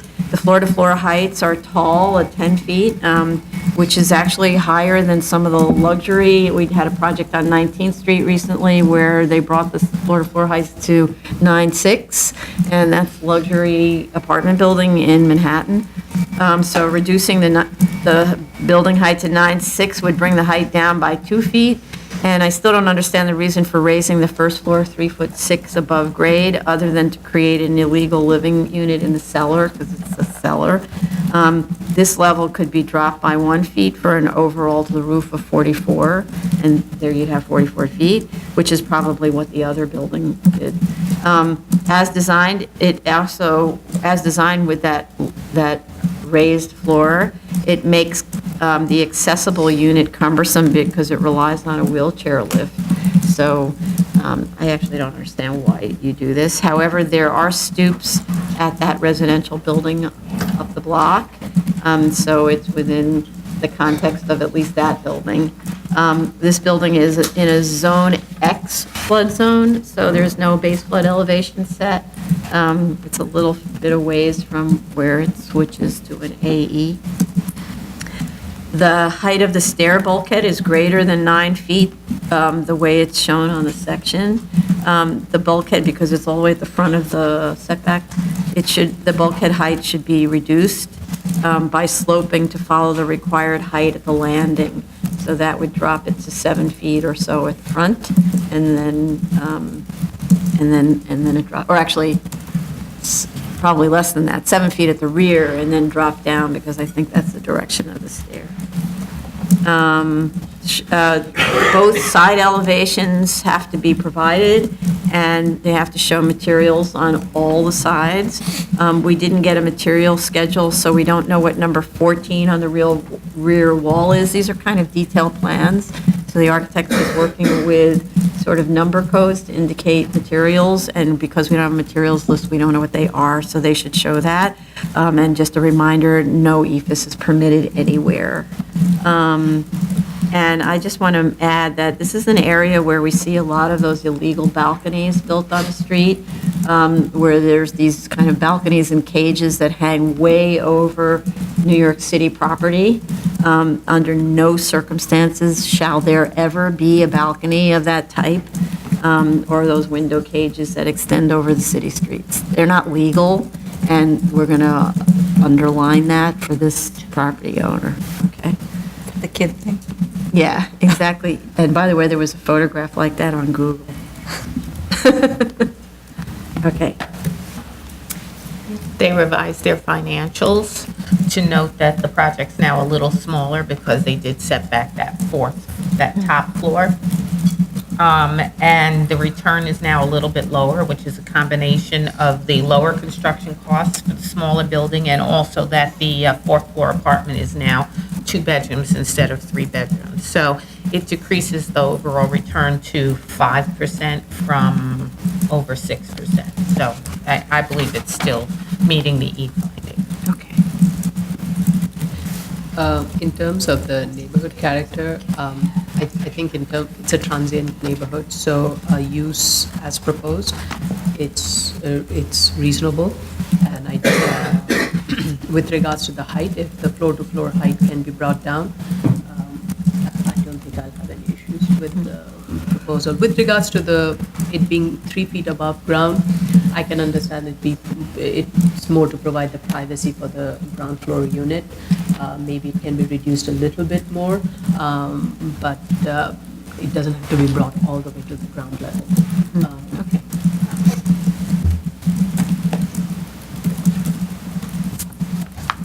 Dawn? Anybody else? No? Item number 21, 2016-4127BZ, 1547 East 26th Street, Brooklyn. They requested an adjournment to January, actually. That'll be the third, I think, adjournment. But not Not in a row. consecutive, and I know that they're having to reconfigure the building. Okay. Item number 22, 2016-4171BZ, 823 Kent Avenue, Brooklyn. Okay, this one, we just asked that fire department, and I don't know, this is Kent Avenue. We just asked that fire department, if they're ready, because maybe they're not, come to discuss the concerns about the 8-foot wide access to the rear building and what might be considered acceptable if the project were redesigned. Like, how could the project be redesigned to make this a doable thing? Like, if it were 12 feet wide, or you lift the whole house above and the fire truck drives underneath it, I mean, I don't know. So, that's just a conversation with fire department. Item number 23, 2017-9BZ, 565 Utica Avenue, Brooklyn. Okay, the acoustic fence is shown on the plans but not indicated on the elevations or sections. I'm otherwise satisfied with the separation of uses and access now. The refrigerated trash storage isn't mentioned on the plan, it just says trash storage. I know that they're serving food a lot, so there should be refrigerated storage. However, fire department on September 17th requested that we wait for the applicant to file sprinkler and fire alarm drawings that are satisfactory to the department. And for some reason, also, the alteration 1 application was withdrawn, which is something fire department mentioned, so they should explain why it was withdrawn. We do have a September 20th DEP sign-off on noise and air quality, and I just want to make sure that we're good with the Phase 2 work plan in HASP. We just got a conditional sign off on the wrap and chasp, and I sent it to the applicant. It was from this morning, so they just have to add a paragraph, and we'll get the revised wrap and final EAS. Okay. And I want another note on the plan about the vapor barrier and the noise. Attenuation.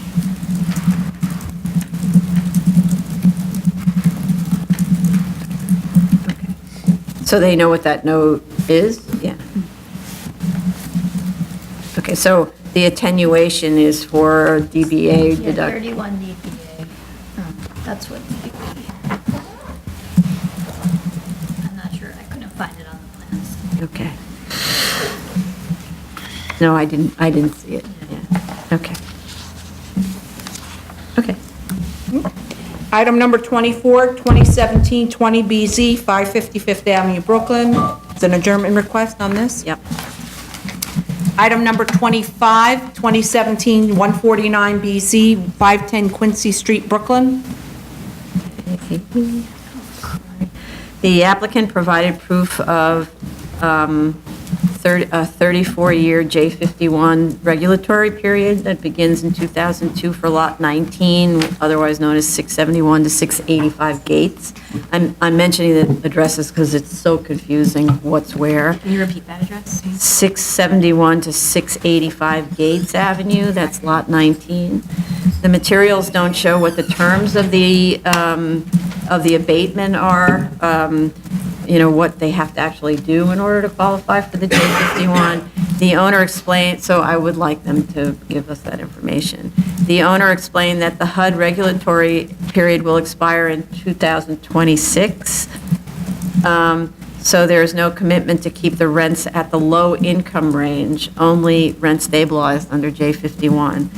I didn't find any kind of commitment provided to make the new project affordable in spite of the representation of the owner that that is the business he is in. We stated at the last hearing that we need a restrictive covenant to this effect to fulfill public policy objectives of this special permit. Otherwise, since we can't know that the new project will be affordable, I think the parking demand should be met on site. We did get in the previous submission information about the mix of affordability and so on, and that HPD is going to be funding it, and so there would be a regulatory period. But there's no commitment from the owner to pursue that funding. And it's one thing if HPD is ready and willing to fund, but it's a totally other one if the owner decides, you know what, I'm just going to go to a bank and I want to do free market here. So we need a restrictive covenant, and since this is the owner's business, then you shouldn't mind that we impose something like that on this project. The notes from the DEP letter on the wrap that addresses landscaping and soil removal should be added to the drawings and included as a condition of approval. They're long, so I'll just send them. Okay. And I think that was it for me. Anybody else? No? Okay.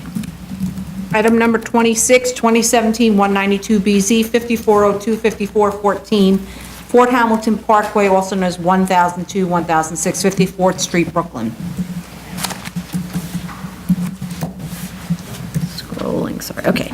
DOT and city planning information was provided that is consistent with our own discussions with those agencies, that the updated trip generation rates for medical facilities should be 103.4 per thousand gross square feet instead of 127 per thousand gross square feet, with an auto-modal split of 24%.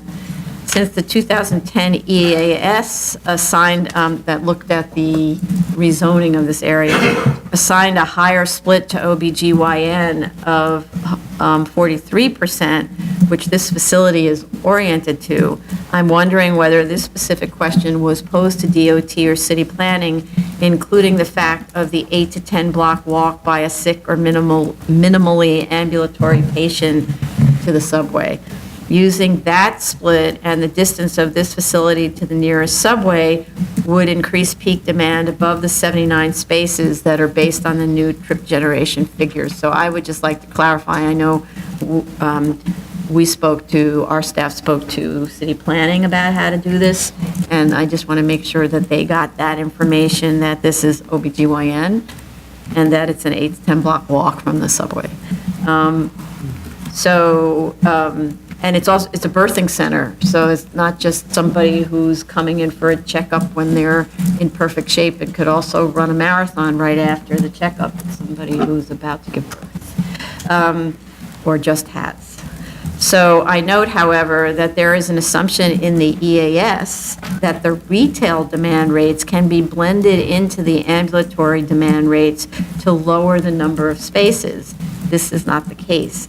Doing that would effectively reduce available retail parking, which is required by zoning and for which no reduction is available under this special permit.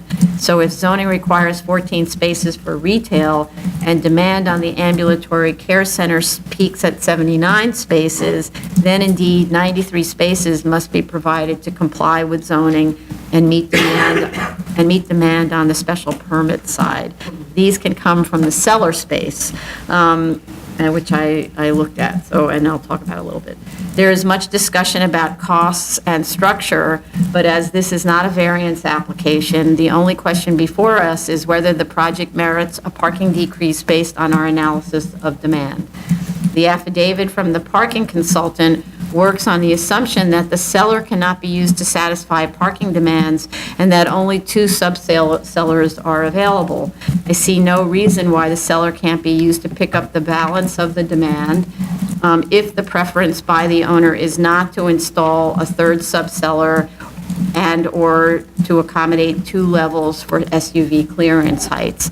In fact, I see space for at least 12 additional vehicles easily accommodated in the cellar without much disruption to the existing plan. And of course, it could fit many more if that was the board's direction. The distance to the nearest subway being approximately 8 to 10 blocks, the inconvenience of a bus transfer from the subway to the bus, and the fact that this is a medical facility to which people often go when they don't feel well, or in this case are carrying extra weight, makes me more concerned that in the case of an office use, in the case of the office use, that the modal split will be on the high end, which is what I talked about before, the 48%.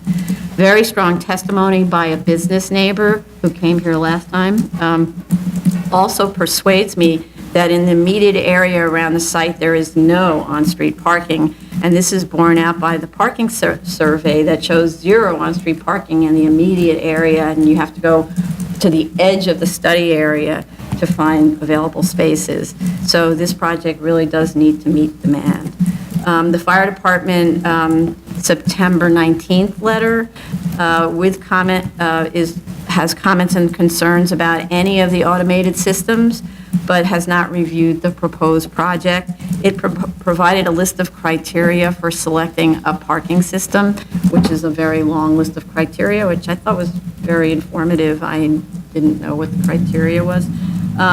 So the fire department, of course, asks that a condition of approval would be that we require a fire department review of the proposed automated system. And obviously, if it's not approved, then they have to come back here because they're going to have to figure out another way to get 93 spaces into the building. And sadly, a tower crane system doesn't work, even though it's a very cool system. Anyway, okay. Anybody else? No? Yeah, I just wanna, I got a submission from them regarding the watering things, and I just wanna show how people respond to our comments. Regarding the additional or that 3rd sub-cellar floor, last hearing, we advised them that you could add this sub-cellar floor, the 3rd one, without substantial increase in cost. And I remember I called that additional cost for the dewatering would be within 5% of the dewatering cost itself. And their response to that was, yes, that's right. However, if we consider adding one more cellar, we need to go with the secant pile wall. I'm not sure why do they need secant pile wall. The only reason for a secant pile wall is to cut off groundwater from entering the excavation. If you're not using secant pile wall on one side of the excavation and you're using secant pile wall everywhere else, it means that your secant pile wall from the groundwater cutoff perspective is useless. So I'm not sure why are they going the argument.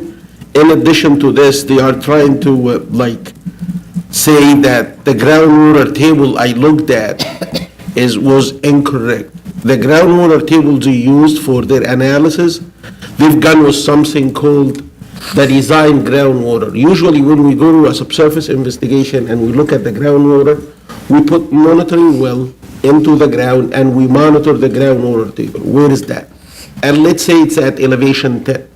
When we provide the structural engineer, when I say we, I'm talking about geotechnical engineers. When we give the structural engineer the design groundwater table, we don't give him elevation 10. We give him elevation 10 plus some sort of cover, probably 3 to 5 feet. So the groundwater table they looked at the one on page 3 of the geotechnical engineering report, which is the design groundwater table, which is 3 to 5 feet above whatever they saw during the geotechnical investigation. If they go with the one on page 9 that shows the actual monitor groundwater table, this is 50 feet below grade. If they put 3 cellars in, the lowest excavation, with just the exception of the left car pit, will be above, I would say well above the groundwater table. So that the watering cost here is just very minimal portion, which is within the footprint of the car left pit. So I don't think it's tough for them. It's gonna be cost ineffective to think about adding the third subcellar floor, which resolves the puzzle, by the way. If this is added, everybody's happy, we're done. Right. So their option, they're using the cellar for radiology suite. If they don't want to reduce the amount of area of their radiology suite, then they can provide the extra subcellar. That's their choice, but they need to provide 93 parking spaces because that's what zoning plus demand requires. Yeah, they are saying kind of secant pile wall is actually thicker element, it's more rigid, it's more stiff, it's gonna support the adjacent building. Secant pile wall, the only mandatory thing for secant pile wall is to cut off groundwater table. Sometimes we could build soldier pile and lagging wall more stiff than a secant pile wall. Just beef up your steel beam that you put in the hole and you're good to go. So it's, in my opinion, secant pile wall on this side is not needed unless they are digging significantly below groundwater table and they want to cut off the groundwater table. Okay, thank you. Anybody else? Okay. Item number 27, 2017-267BZ, 12918 Newport Avenue, Queens. Okay, we asked that the applicant look closer at the A finding and specifically at the structural issues. The engineer's letter seems to be saying that the owner opted to go with the more expensive mat foundation on helical pile system, plus reinforced concrete exterior enclosure, even if the code did not require it, and the soil conditions did not call for it, to reduce the risk of a future hazard. This is not a site-specific hardship based on a unique physical condition upon which an owner can rely to support an A finding. Many property owners overbuild to hedge against all kinds of risks. Likewise, rebuilding to comply with new building codes is not unique. We talked about that at the last prior case, since 100% of buildings that are reconstructed by more than 50% must do that. The applicant relies on its reconstruction of the building on the mayor's executive order that was issued in January 2013, which allowed reconstruction of buildings destroyed by Hurricane Sandy by more than 50%. That executive order, oddly, lasted for only 5 days and was eventually codified in October 2013 by the new Article 6, Chapter 4 of the zoning resolution. The right to rebuild a non-conforming use destroyed by more than 50% was specifically permitted by Section 64-711 of the zoning resolution, which modifies Sections 52-53. 5253 prohibits such rebuilding if there's more than 50% destruction of a non-conforming use. However, neither Section 64-711 nor any other provision in Article 6, Chapter 4, nor anywhere else in the zoning resolution modifies or waives the discontinuity provision of zoning resolution Section 52-61. That provision requires that a non-conforming use be continuous except for permitted lapses of 2 continuous years. In this case, the use has been discontinued for just under 6 years. Section 11-22 is clear. That's the interpretation section, how we read the zoning resolution. 1122 is clear that the more restrictive regulation applies in the case of any possible conflict or ambiguity of overlapping provisions. Furthermore, reading the zoning resolution in this way is consistent with decades of stated public policies in New York City and throughout the state that disfavor nonconforming uses and favor returning such uses to those consistent with zoning and neighborhood character and where an intent to reoccupy with the nonconforming use is immaterial. When viewed in this light, we have an existing building reconstructed legally, but no longer permitted to be occupied by its historic use. The building was constructed in the 19-teens as a hotel with restaurant, so was a legal nonconforming use when the zoning resolution was enacted in 1961. In the 1960s, the degree of nonconformance was significantly reduced when the upper 2 stories were converted to 2 residential apartments. This is the historic use. However, this is an R2 zoning district where only single-family homes are permitted, so even the 2-family portion of the building is nonconforming. If we were to look at an as-of-right use, therefore, and assuming that even occupancy of the nonconforming upstairs apartments were discontinued, which we think is correct given the lapse between Sandy in 2012 and permitting in October 2015, 3 years later, the only uses to which the building can be put is either an enormous one-family house or some type of community facility, such as a school or a house of worship, since medical offices are not permitted in an R2 zoning district. If we compare this case then to our gas station cases, where the historic use as a gas station was discontinued or the variance term permitted to lapse and requiring a new variance, the board looks at the history of use on the site and the variance. The board looks at the use of the site and the costs associated with bringing the building into conformance. In this case, the building would have to be gut renovated to create either a house or a community facility of any kind versus no renovation for the proposed use that is consistent with its history. So I think that makes both the A and the B finding, and I'd like, of course, Commissioner Otley Brown to comment on the B finding. Well, if the bulk of the building is as of right, but the use is not, then the financials actually should be revised so that the as of right scenario is that of a single-family detached home. And what it would be based upon is the bulk of the building being the site value, could be determined by sales, and then the construction cost would be the cost of the alterations that would be required to restore the building or to change the building to its conforming use of a one-family detached home.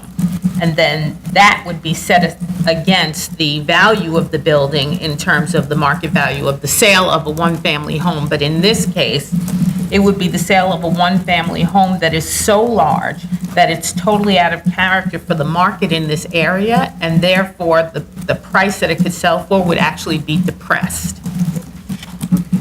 Then they would have the proposed being the restaurant, that they would want to be in there, and because it has no construction costs, because the bulk of the building is a restaurant basically with 2 apartments above, then they could just set that against the value of the building, which would be the cost, which would be the capitalized value of the income of both the apartments above and the restaurant income. That part they've already. Which that's already done. So it's just the minor revision to the as of right.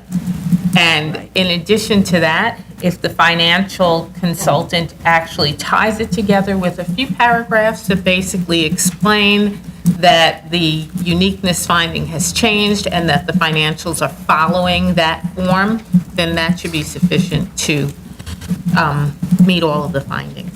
Right, okay, that's great.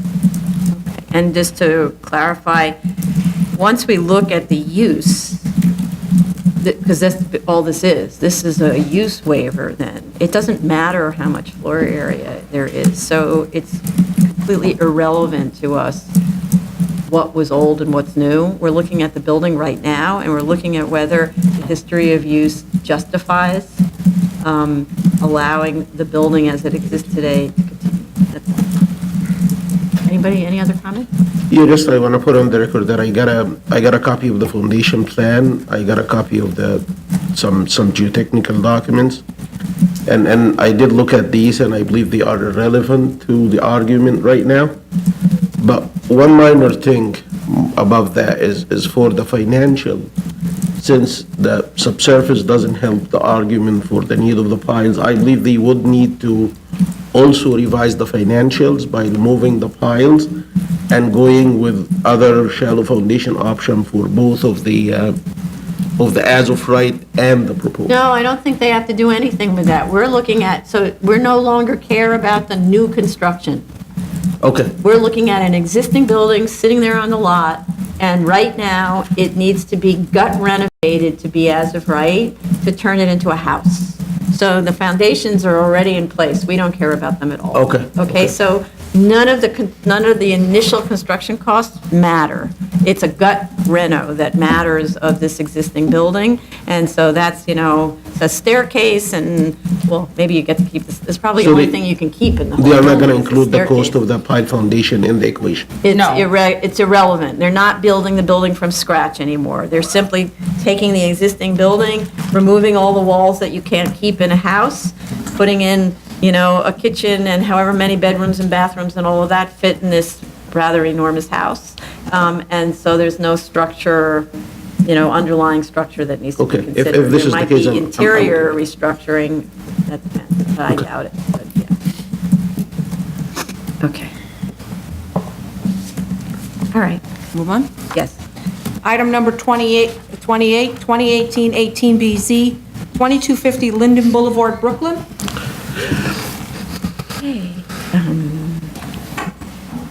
There's a discussion in the cover letter about the number of parking spaces provided for the use, which according to area zoning should have been 35, but was approved by the board at 19 for the approved 10,457 square feet.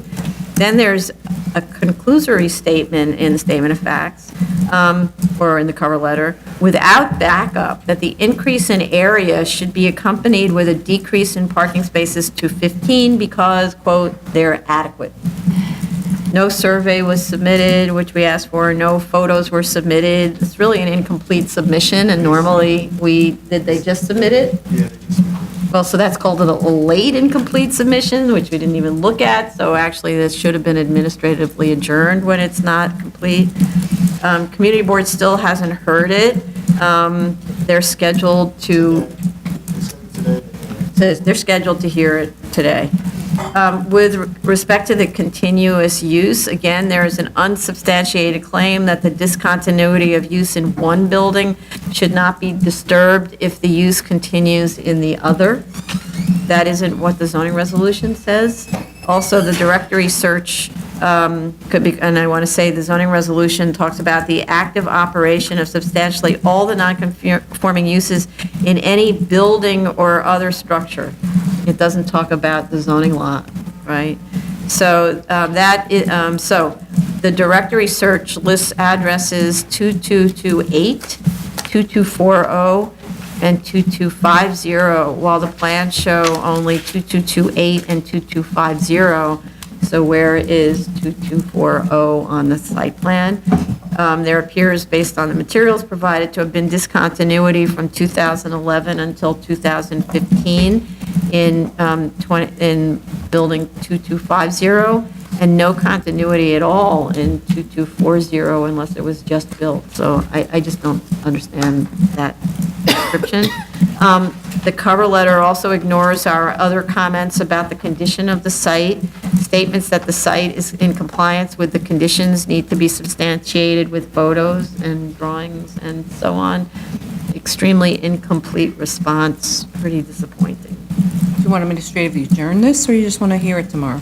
I think we need to. We reviewed it. You reviewed it. Yeah, you go through all the trouble and then, So just to add to, I think in terms of the photographs that were submitted yesterday, while the site has been cleaned up, there are still barbed wires, which has not been removed.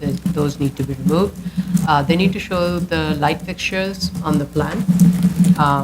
It's not clear where they are and how the rear yard is going to be lit. Landscape is not at all in compliance with prior approval, so we need a landscape plan detailing those uses. In terms of the use, I mean, I'm trying to understand the continuance of the entire site, because it seems it was built as a commercial storefront on that. The nature of the site and the location of it, I think just from a land use point of view, it lends itself to be a local commercial use or a community facility use, though it is zoned residential. And we know oftentimes zoning districts do not match what seems like an appropriate use on that. And it's a wide street, so I would like to understand the issue of the continuance of the entire zoning lot versus individual uses on the zoning lot. right, so the reason that the continuity of use is relevant is that when you look at a reinstatement of an existing variance as opposed to a new variance. So if you've abandoned the use, you have to make your findings again. If it's just, last time we extended this was in whichever year, and so we're asking to reinstate, it's another subject, and that's where continuity has to be proven. And the continuity search was poorly done and made some assumptions based that are not, as far as I can tell, supported by the zoning resolution. Okay, any other comment? New cases, item number 1, 2017-306, BZ, 1977 East 14th Street, Brooklyn. We have proof of service of initial application to officials and of notice of hearing to officials and neighbors. Community Board recommends approval with 3 opposed. With respect to retention of existing materials, the sections read like demolition of all of the joists at the second floor and attic levels. We ask for demolition plans to clarify the mechanics of the work to be done. They need to provide those, so to indicate that the joist will be lifted, they need to show that on the main drawings and on the demo drawings. Also, after all of this time, really, we shouldn't be seeing exterior walls to be retained on the interior, counting towards the 50% retention, plus the walls to be retained, and the walls on the demo drawings don't match, actually. That needs to be corrected and recalculated. And with respect to the 20-foot rear yard incursion, I have to admit that I'm a bit confused by this particular applicant and architect. After all of these years here, we still receive the same argument that somewhere else on the block there are yards shallower than 30 feet. Meanwhile, the discussion has consistently asked, what is going on in the yards adjacent to the subject as to yard depth and heights of buildings within the yards, and how will a shallower rear yard affect adjacent properties? Here, there is a house shown with a 23-foot rear yard adjacent to the site, but no indication on the rear yard study of its height or number of stories. Otherwise, there are complying rear yards adjacent and to the rear, some with garages or sheds. I think it's very tedious to keep correcting these applications the exact same way each time when the applicant and the architect should know better by now. I mean, really, and even if you filed these before we made these, well, you didn't, so these were filed recently, so there's really no excuse for continuing this. With respect to the building height, the proposed at 37'6" is in range more or less with its neighbors at 36'7" and 39 feet. I didn't see any case made for the front yard extension, which requires a waiver of the side yard regulations and lot coverage. The project does not need a floor area waiver, however, and they need to add on the drawings, the standard note, removal of existing material in excess of what is shown on the plans will void the special permit. Anybody else?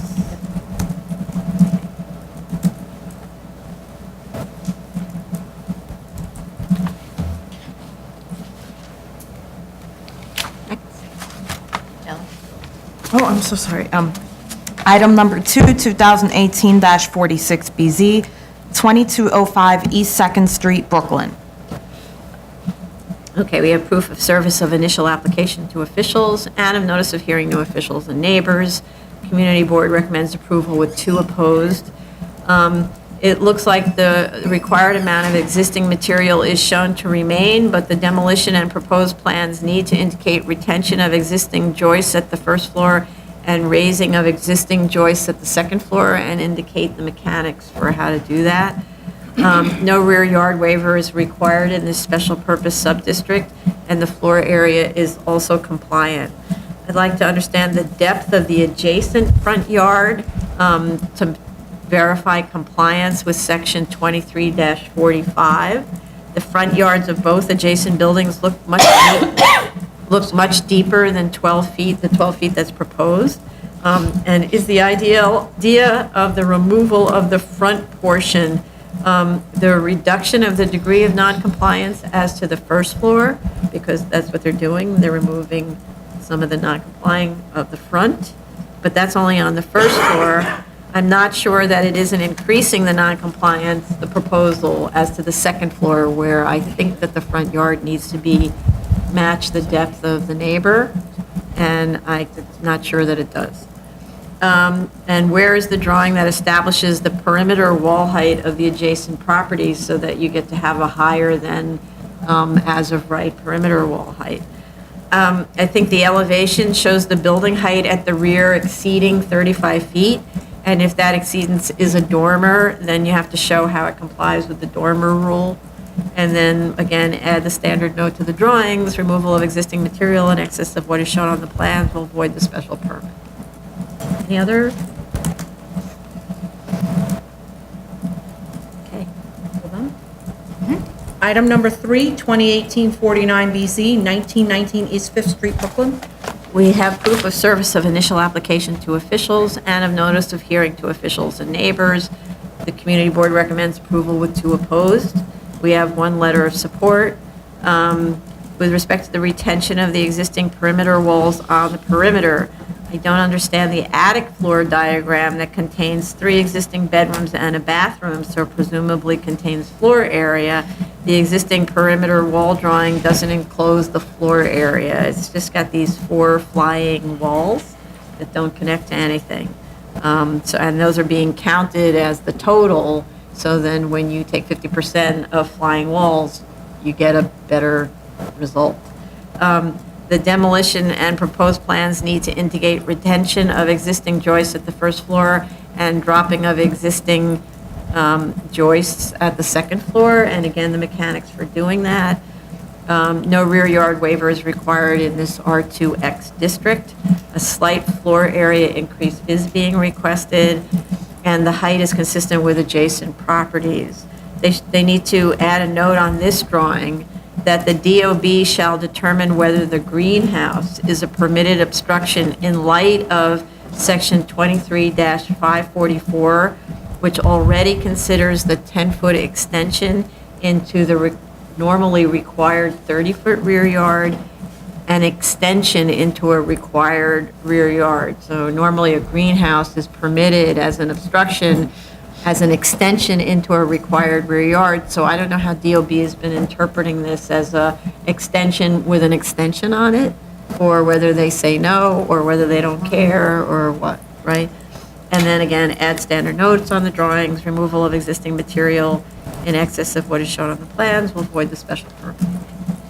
I The had other? some comments with regards to the zoning chart. It references 20 feet is required as rear yard, which, as I understand it, it's only applicable in the sub-district, and the site is not in the sub-district, the Ocean Parkway. No, this is in an R2X.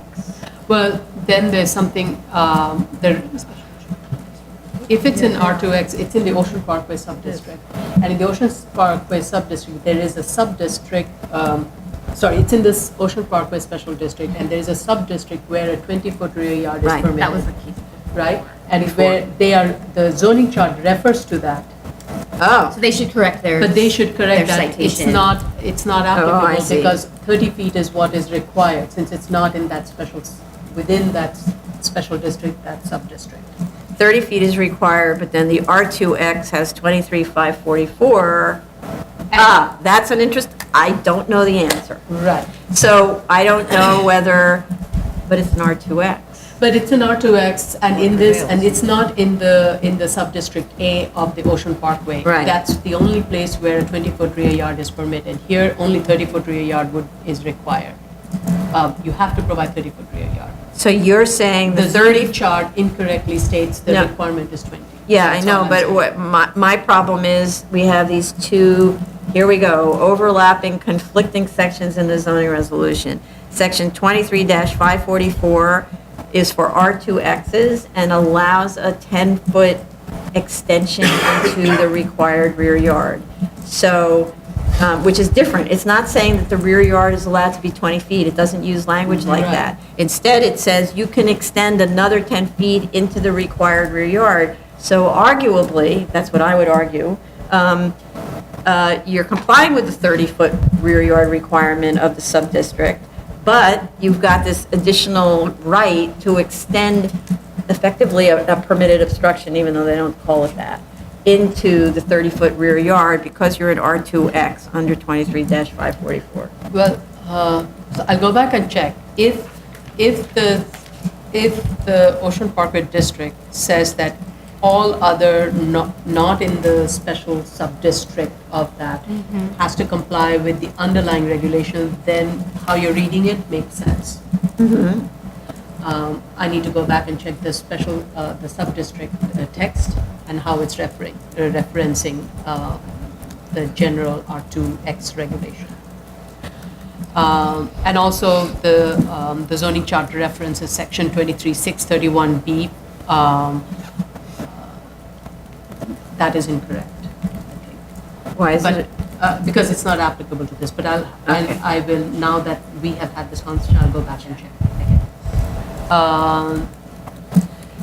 Also, in the R2 district, instead of lot coverage and open space, it is Oh, let me- governed by let- yard requirements. Sorry, just one second.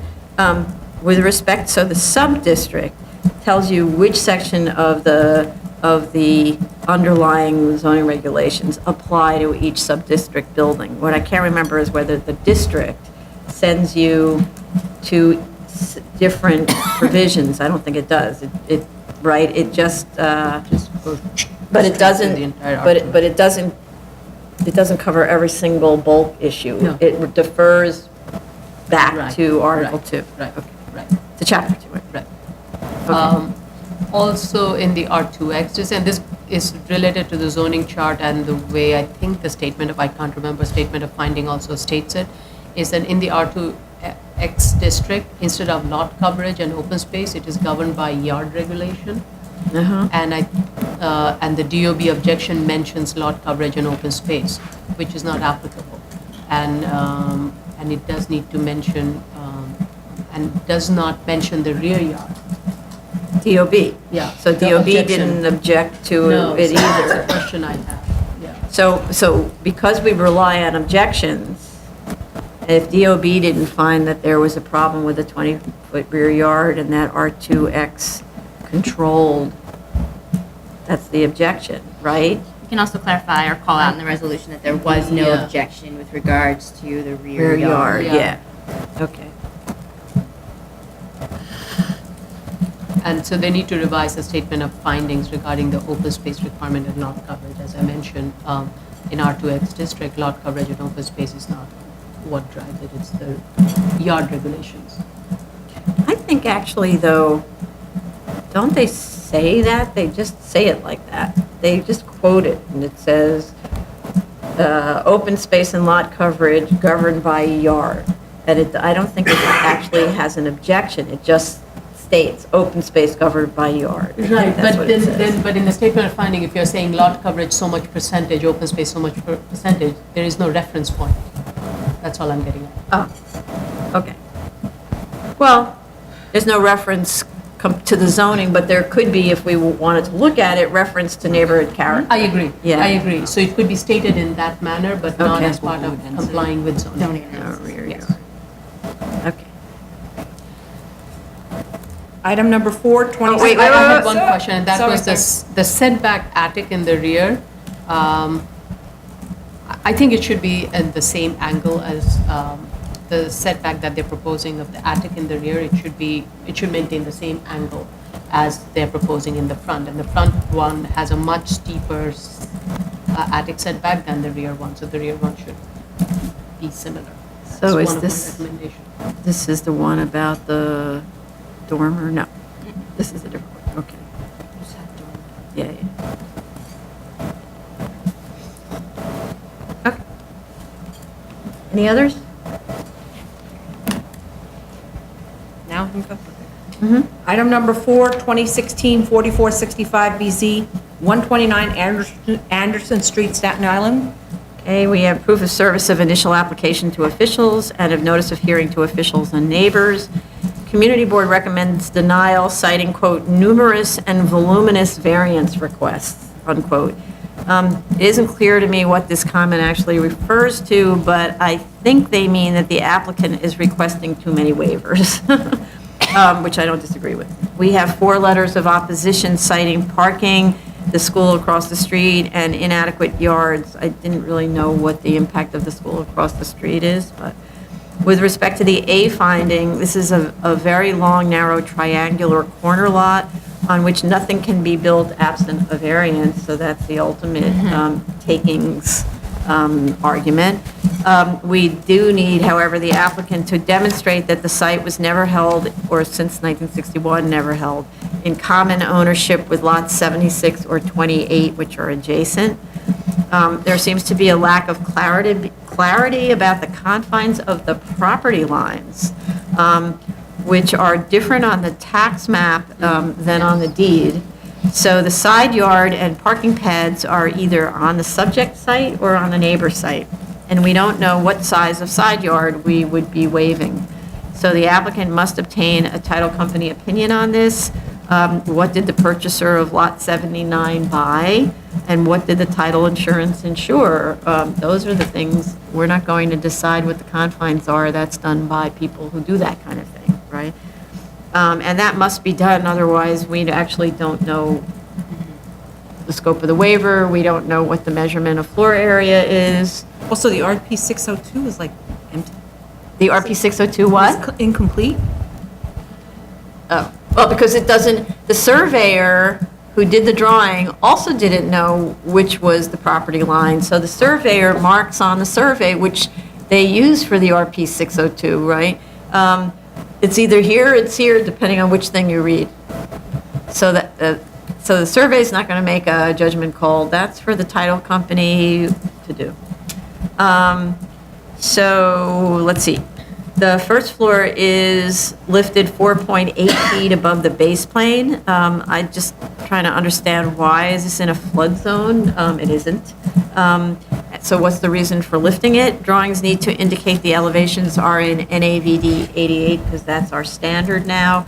I'd like to know how the curb cut and driveways actually access the parking pads. It seems like you need to put them on a rotator or something like that in order to get there. And are the curb cuts actually permitted in this location?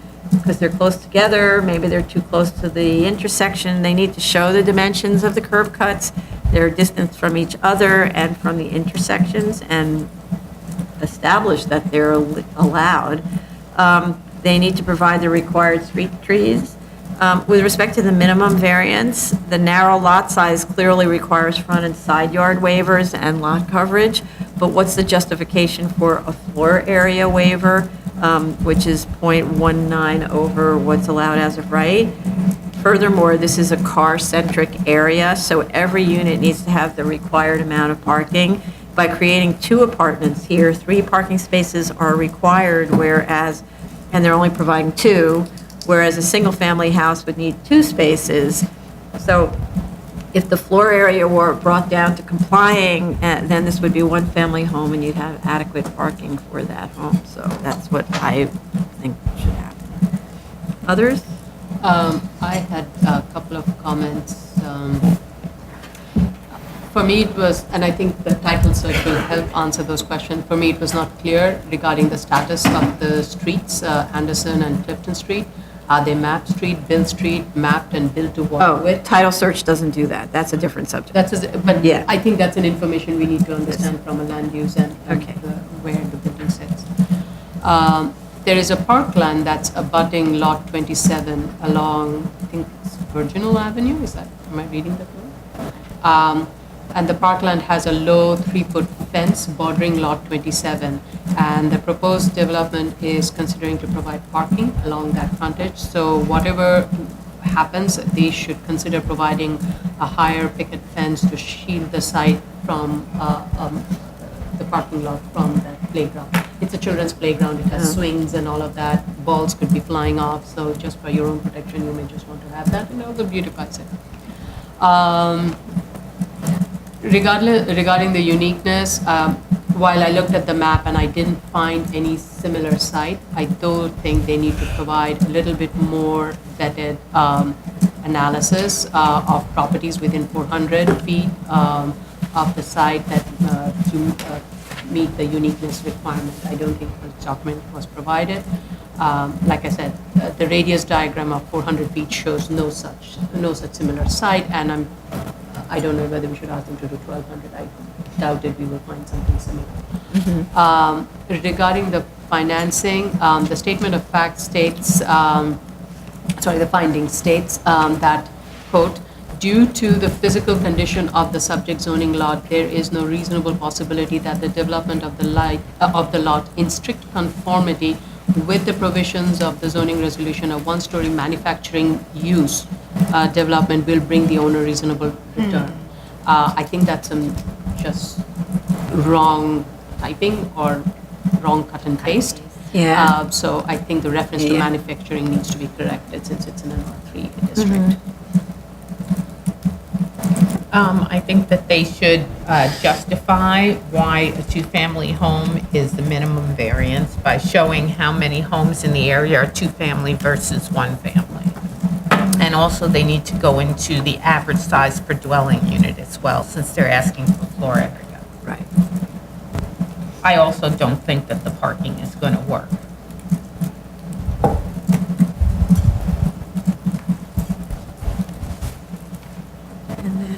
Sorry, you said 2-family home, and what was the other? Average size. An average size. And Average, size. yeah, dwelling unit size.